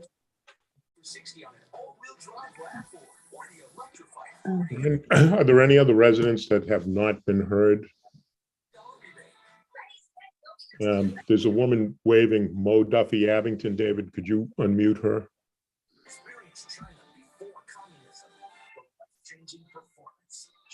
Yes, maybe you should be unmuted. There you go. You can unmute yourself if you. It's just. Duffy, 1 Ash. We moved in here just over a year ago, January 29th. We're having trouble hearing you. Can you hear me now? Yeah, there's a noise behind you. There was somehow someone else was speaking. Sorry about that. Did you hear I'm Maureen Duffy at 1 Ash. I'm very disappointed with the answer from Mr. Radigan about he doesn't feel he's obligated, or HTA is obligated to reveal their books to us. I'm thinking that's on the mind of every single resident in this community. And I feel that Mr. Creed, hoping that he will request that in writing as our attorney going forward. I think it's not a very good business practice, Mr. Radigan, that you not reveal the pluses and minuses of the company that you are representing, and that you feel that you should be raising our rent, and just because you have figures in front of you and you put those in front of us. I'm thoroughly disgusted with that answer. I really am. The amenities versus the maintenance issues here are as you can hear, as you've heard from the rest of the residents, I can't go on about those. Everybody else, they've all said their pros and cons about maintenance. I'm sure Joe has had her hands full since she started here, and I give her many kudos. She's done her very best to handle all of the residents' requests and so on. And no, not everybody's happy, and I understand that. I really feel that you, Mr. Radigan, should, at the end of this conversation, should be telling us, the residents of Leisure Woods who are expecting a raise, which for Medicare washes, you know, our raise washes what our rent is going to be, with no maintenance on our property. I have an inch in my walkway of cement that is a very tripping hazard that the advisory committee is addressing, but who knows before it'll be able to be addressed and fixed. But I think I personally need an answer from you, Mr. Radigan, that you will provide those numbers. And Mr. Creed, please ask for those numbers in writing. Thank you.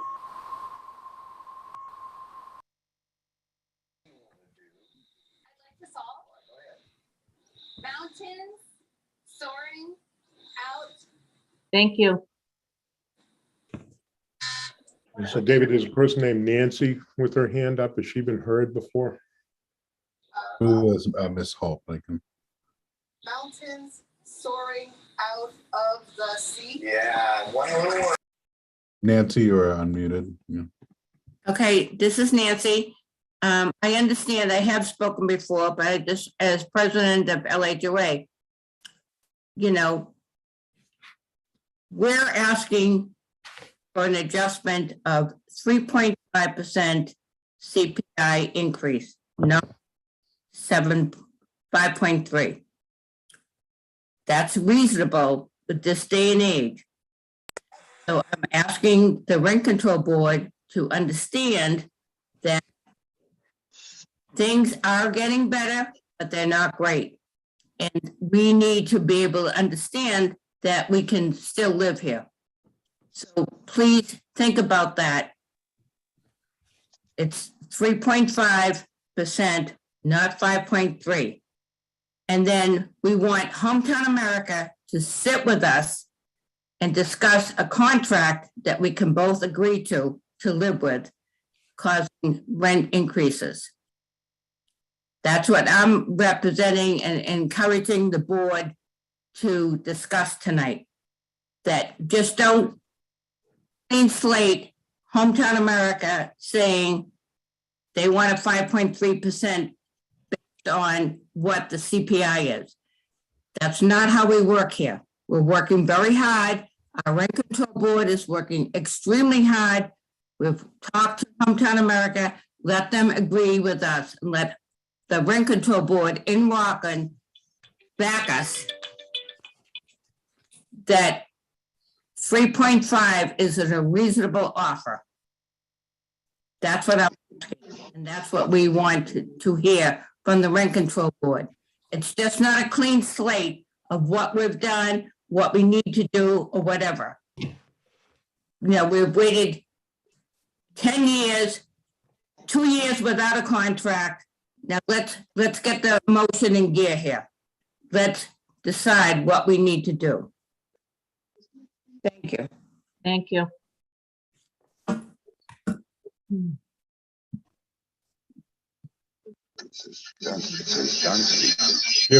We have one more resident, Mr. Smith, or, I mean, Madam Chair, I mean, we could be going around all night. Right. People No, speak I more than agree. once. So. I agree. Harvey Smith, 11 Forsythia Lane, Rockland, Massachusetts, 02370. At this point in time, I'd like to recommend that the board table this meeting until they can get additional information from Hometown America. That's the appropriate documentation in order to set up the fair net operating income so that we can see the various elements that comprise the fair net operating income. I mentioned previously in Act 1976, Chapter 131. Section 3 specifically calls out the standards for adjusting rent. This is a decision that was made by the legislature, and it's also being used by other parts that are in the process and have been in the process to determine what constitutes a fair net operating income. We need to know how much it costs to run this park. I Madam think Chair, the comments are Thank you, getting Madam. repetitious at this Right. point. If somebody has something new to say, I think they should add it, but I think we're just repeating comments that have already been made. it's not my intention to be vicious, and I'd like to mention that right up front, and your interpretation of that is disliked.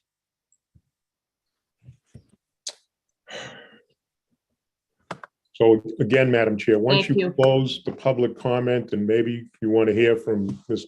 Kelly Cassidy because you've allowed others, we close the public comment after that comment, and then we allow the attorneys to speak, and then the board could have their deliberation. Thank you. Thank you. Sheila Kelly Cassidy, again, 11 Birch Street. Thank you. I just wanted to say, from what I understand, the regulations for the state of Massachusetts state that in areas such as this, formulating rent increases is supposed to use FNOI. At some point in the past 8 or 10 years, the town of Rockland changed Rockland's regulation to say they wanted to use CPI in lieu of FNOI. If the state regulation says FNOI, then I don't understand how it is that Rockland's was changed. Thank you. Thank you. Okay, at this time, I'm going to close the public comments. And if the attorneys would like to make their comments at this time. Mr. Creed? Mr. Thank you, Creed? Madam Chair. I'd like to point out before I start, in response to Mr. Radigan, that because Hometown America brought 2 petitions before you, one for 2021 at 5.3% and one for 2020 at 0.4%, which was supposedly retroactive, they have presented to you petitions which exceed the CPI and therefore allow you to deny both of those petitions as a function of their submittal. Going back to my original comments, your job is to determine, first and foremost, whether or not, and that this is a threshold issue to be entitled to an increase, whether or not the income and expenses are yielding to the operator of the park a fair net operating income. Net operating income. Net, net, net. You have no idea what the net operating income is because you have not been presented any expense information, and Attorney Radigan has made it very clear that Hometown America has no plans to provide that information. Therefore, you have no threshold for using CPI, FNOI, or any other means of adjusting the rents to make sure that they obtain a fair net operating income, because they're not willing to give you the information that would be necessary for you to make that prima facie determination that they are not making a fair net operating income today. As I said before, if their expenses are $1 million, then they're making a profit of 1.8 million. I challenge Mr. Radigan to tell me what their profit margin is right now. I suspect it's far and above what would be the 6% capitalization rate that is standard in the Boston area today. I suspect it's somewhat higher than that, maybe much higher than that. So CPI is going to work very, very well for Hometown America.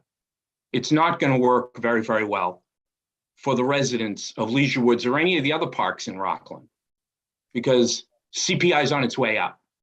Mr. Radigan couldn't see Jimmy Carter coming forward. Well, we're halfway there to his prime interest rate because it's shooting up to 9.7% in the next couple of months. So if that's where we want to go, then this regulation will probably end up in court. We were more than happy when we were dealing with Sugarman and Rogers to try and negotiate something with Hometown America to avoid this.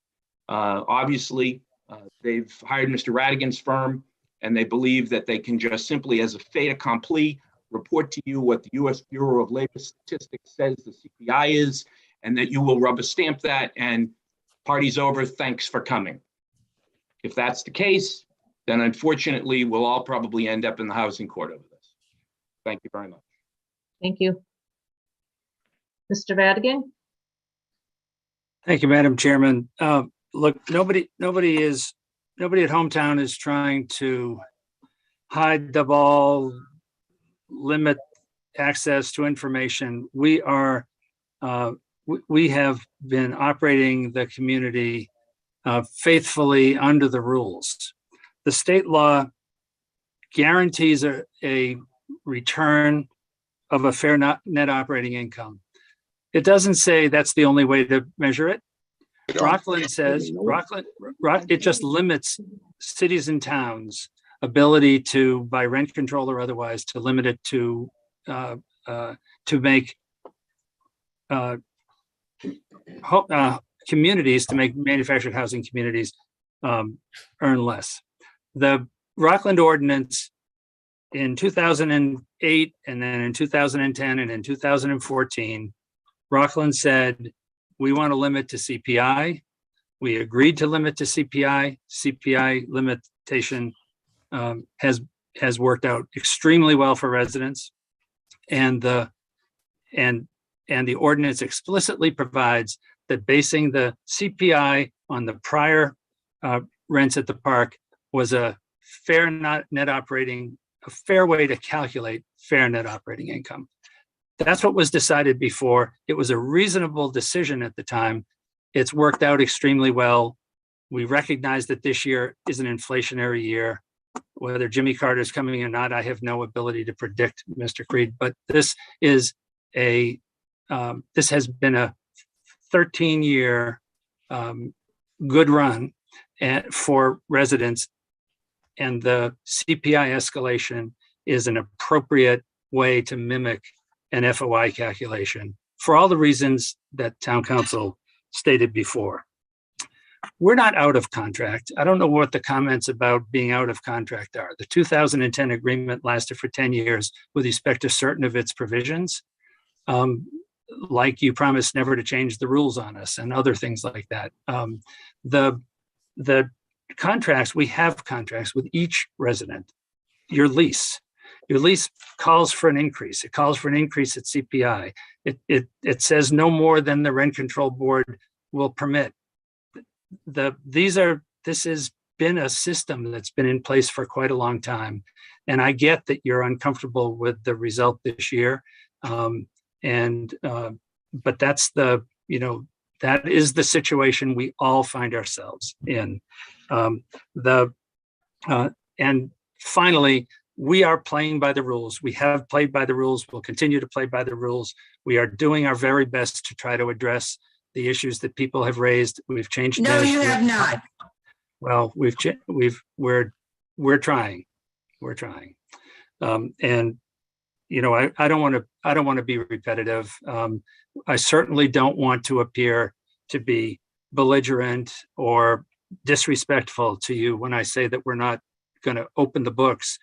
Businesses don't do that. You don't go to other business and say, open your books. This is a you know, this is a business that we've been running for a long time, this community, and the rules have been very clear. We've been living by the rules. We think everybody ought to be living by the rules. And to the extent that we're not living by the rules, I'm sure people will bring it to our attention and we'll do our best. But thank you for listening tonight. Thank you. Mr. Clifford? Thank you, Madam Chair. There, as I think I mentioned earlier, there are interesting arguments that all the attorneys can make that we're using the wrong method, but the results speak for themselves, an average of 1.6% over 11 years. And if we want to consider changing the rules, we changed the rules in 2010, the rules and regulations. We changed them again in 2014. We did so after the Rent Control Board had several hearings, got a lot of input from residents and the park owner to talk about what works, what doesn't work. So these rules weren't adopted in secret or just, imposed on people. They were done as part of a thoughtful, deliberative process by the Rent Control Board and the attorneys working with them. So if we want to do that, if we are concerned that inflation is going to continue, we have a lot of time before the next increase to consider some modification, and we can do that. But if we litigate this matter, and it seems inexorably headed that direction, if we litigate this matter, the court may impose something else. And I guess I would ask anybody who's being told we should use FNOI, we should do a different method, we should make them open their books. If the people advocating that are going to guarantee that you will do better than CPI, by all means. I don't think anybody will make that guarantee, and I would ask the residents to carefully consider that. But for the Rent Control Board's decision tonight, it is my recommendation that you reject the 0.4% increase for 2021, and that you approve the 5.3% increase for 2022 based on the rules and regulations that are in place at this time. Thank you. Thank you, Mr. Clifford. At this time, if any of the board members have comments, we would like to hear those, please. Sue, okay, Casey? Thank you. First, I'd like to suggest that any complaints that residents have, they should bring them to the proper town boards for documentation. I would also like to say that from my understanding, the CPI agreement ended 2 years ago, and the board has the opportunity to incorporate fair net operating income. We have since adopted the CPI agreement because it hasn't previously been disputed, and now we have an opportunity for change. Radigan noted that the board promised to never change the rules, but we have a situation where we're all new board members that have not made any promises, and we can adopt reasonable efforts to better benefit the residents if the residents would so prefer. I would also like to say to my fellow board members that if the board does vote to use fair net operating income and needs financial assistance, I believe we should be able to be funded by the $12 monthly mobile home tax that. And Casey, you just muted yourself. We didn't hear the tail end, Casey. Casey? I'm sorry?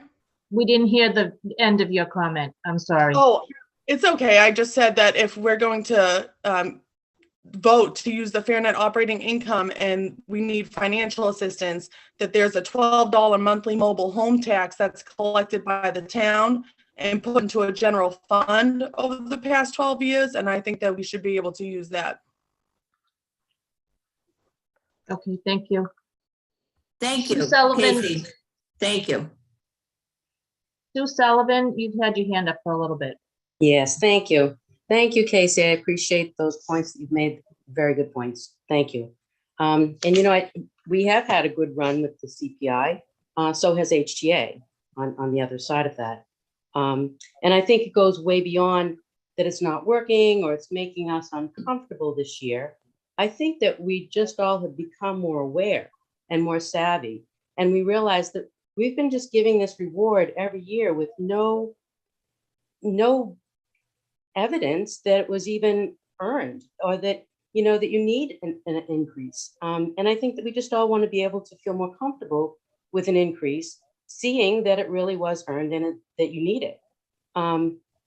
I also want to make mention of the fact that those 93A issues were not upgrades. Those were issues that should have been addressed all along.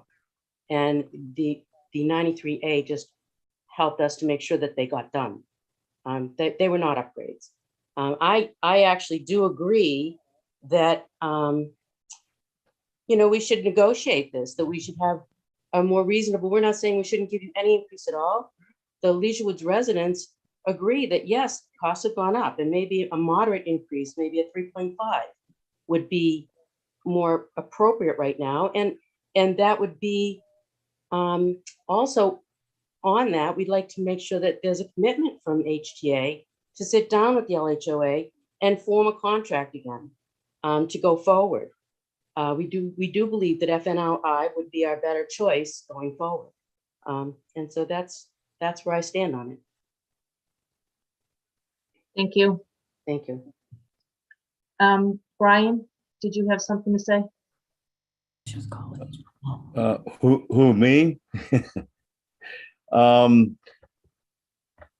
Yeah, there's been a lot of input. A lot of it for us, many of us, is repetitive because we've gone through Lawyer Lapuza twice now.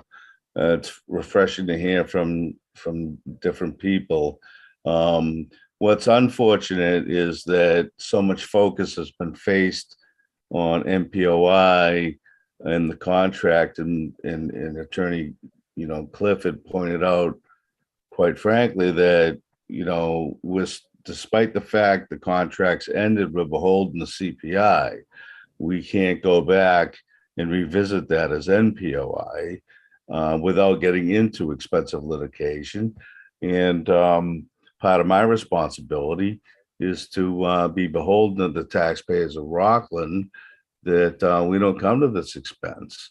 And it's been my understanding that the LHOA, the people who work so diligently to get the 93A process completed, have not been able to get a reasonable response back from HTA concerning a compromise or an agreement that, as I said earlier, was either CPI with some sort of potential cap or MPOI or whatever they want to agree to, and then have the residents agree to it. And because we have to get this certified, and this has to come before not just this committee. So, I don't see why, reading what we can do, that we can't make a motion that doesn't make everybody happy, but makes everybody feel like they've got something to move forward with, and incentivize HTA to come to the table and come to a settlement, instead of promising to have a response by, and I'm picking these dates out of my hat, but we'll have an answer Memorial Day, we'll have an answer 4th of July, we'll have an answer Labor Day, and then we're here again. And I know those discussions going on. I'm not part of them, and that's the best thing for the town and for both parties, is if HTA, LHOA get to the table and come up with an agreement that works fairly for both of them. And as Sue alluded to, I don't think that, people know that they're not going to get great news tonight, but they also need to, everybody needs to understand that at this point, with the abuse of the contract, that we should at least put ourselves in a position to negotiate stronger and not be faced with this a year from now, because if they could get this ironed out in 2 weeks, we might shoehorn it into the May town meeting. I doubt it, but maybe we could. And I'd hate to see this go a whole nother year and have a no contract a year from now because it hasn't been certified. And everybody out there should understand, we just don't meet once a year for this, right? If they want to put a petition forward and they have a contract in June, well, we're obligated as a committee, and you may not be by that time. You may, for you, Deb, and a few others whose terms expire in late June. I've seen things on the docket for Leisure Woods in the summertime before. So not every single aspect of the issue needs to be resolved this evening, and we just can't go backwards. We need to be germane to what we need to vote on tonight. And what's presented in its entirety doesn't seem quite fair for either party, and I think there can be a compromise. Madam Chair, if I could Thank you, clarify, Paul. it seems to keep coming up. There's references to a contract and references to a settlement agreement. There is a settlement agreement from 2010 that for 10 years, HTA and the town made certain agreements. The settlement is outdated. Can we mute this person, please? What we agreed for 10 years was that the town wouldn't change the rules for 10 years. And Hometown agreed that they would not seek additional rent increases over and above CPI for the same 10-year period. And the reason no action was taken at the expiration of that agreement was because CPI was still working well. At any time after 2020, Hometown. Because of COVID. Asked, can we please mute this person? At any time after 2020, Hometown could have asked for a rent increase over and above it. They didn't do that. We didn't change the rules. No one was ever told we couldn't change the rules. There was no interest in changing the rules because CPI was working, particularly for the residents. So if we want to change the rules before the next time, if the inflationary trends continue for the next few months, certainly the board should consider that, and you should meet and think about that. But there is no contract. The settlement agreement had 10-year provisions. Both sides made concessions during that 10 years. That's expired. There is no contract. We don't need to make another contract. Thank you. Thank you. Eileen, would you like to say something? I think we should just call for a vote. Okay, thank you. Carol from Avera? Yeah, I think in light of all that I'm hearing tonight from the town attorney, it's pretty straightforward tonight. I think we should take a vote as well. I mean, we're going according to the regulations that are currently in place, and it's the CPI. So I think we should take a vote. CPI is not the way it goes. Who said that? Thank you, Eileen, and thank you, Carol. Okay, I guess I'm up. You, Nancy. I struggle with this, quite frankly. The CPI is on the table. I feel that it is, it has worked for the people of Leisure Woods in the past. I think that, yes, it is a larger increase than there has been. I question the use of FNOI in the future, only because we don't know the numbers, and that would need to be reviewed absolutely. And I would be quite certain that Hometown America would be compliant in showing showing us their numbers at that point if we decide to go that route. However, tonight on the table is the increase of the CPI, the voting for the petition of the increase of CPI. The increase that that was suggested by Mr. Clifford was the 5.3%. Not dismissing the discussion of the FNOI. I think that needs to be a further discussion. We have not had time to take a look at that well enough, but I make a motion to vote in favor of the recommendation of council and vote in the increase for the CPI increase of the 5.3% for this year. Do I have a second? I second. It's Carol. Could I get a yay or nay from Sue Sullivan? Nay. I believe there should be an opportunity for discussion before there's a vote. After the second, we do follow Robert's rules, don't we? Yes. Okay. All right. So I understand your motion in terms of compliancy. We skipped over the previous year and voting on whether or not that was going to be passed or not. Brian, council suggested that we skip over the 0.4% and we just do the 5.3% for this year. I believe it still requires a vote.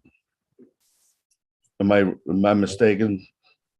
I'd actually request, Madam Chair, 2 votes. The vote on the 2021 increase and the 2022 increase. Okay. Okay, so I'm sorry, you're absolutely right, Brian. So then I make a motion to vote to dismiss the increase for 2021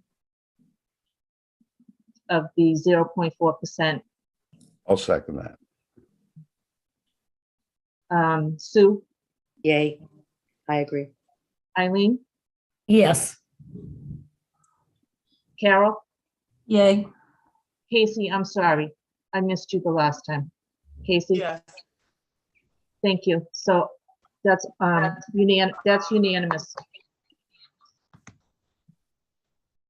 And so the second motion that I put forward is the increase for this year's CPI of 5.3% to approve that. Do I have a second? I'll second that, Deb. Thank you, Eileen. So I have a comment regarding that. Okay. I would suggest a lower amount, and I'm listening to council, and I've read through and through what our authority is. I would prefer to see something around 4%. I'm not going to say that I won't vote for 5.3,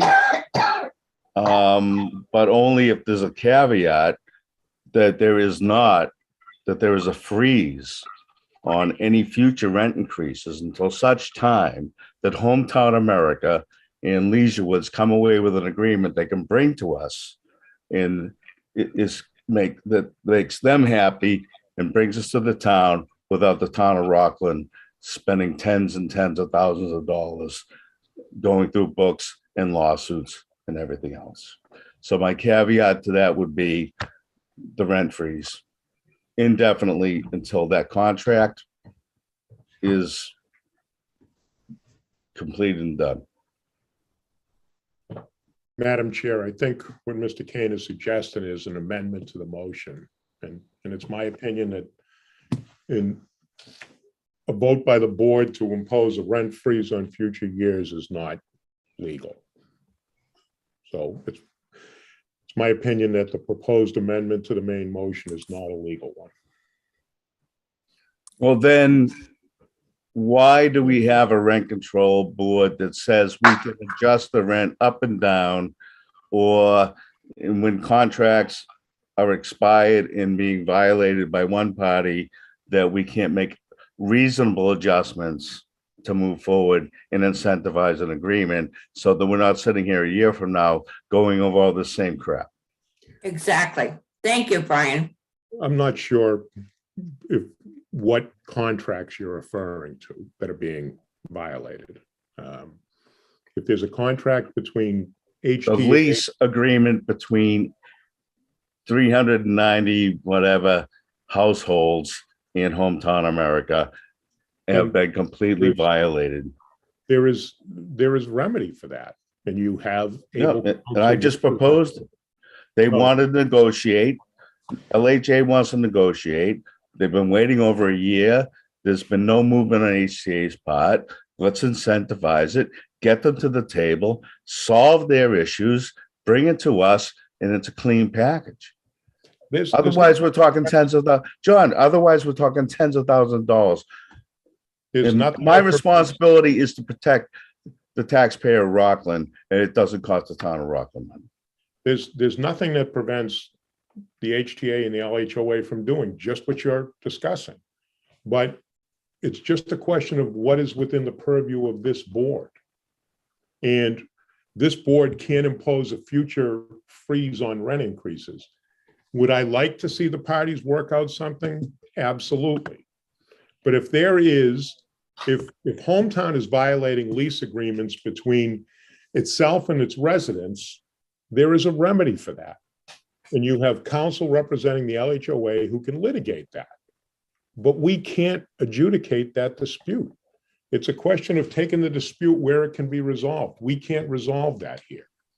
Okay. If there are serious maintenance issues, serious deficiencies, safety issues, those kinds of things, there's nothing this board can do about that. Do I think that they should be addressed? Absolutely. But there is nothing that this board can do about it. And it's a question of even the LHOA and the residents of Hometown spending your legal dollars where they can get you results. It sounds as though the 93A letter that Attorney Creed prepared actually got you a lot of results. That proves that you can accomplish these things without the rent control board. Unfortunately, it took personal injury to get them off their ass to fix things. All right. And they got it off the books right at the end of November. So no, I'm not buying it. I will not support that. I will not support the 5.3, period. And if it all of a sudden we're pulling like voodoo fucking stuff out of I've read it. It. We can vote no rent or a decrease or even an increase over CPI. Why don't somebody do it?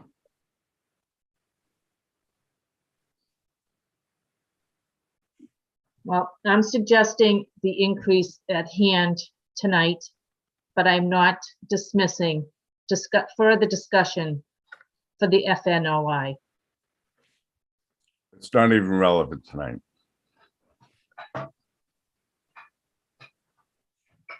So I'm taking your vote as a no. Absolutely.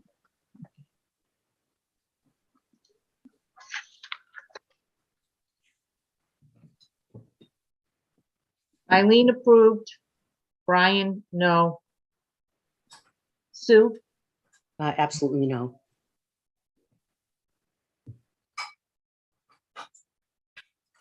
Casey? No.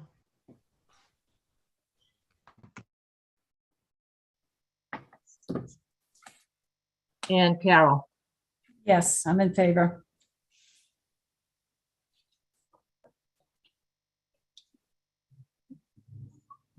And I'm in favor as well.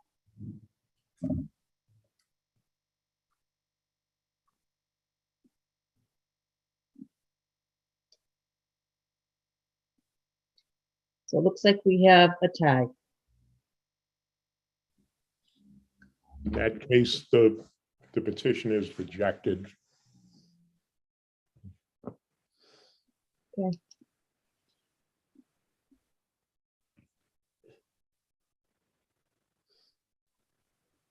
Okay, so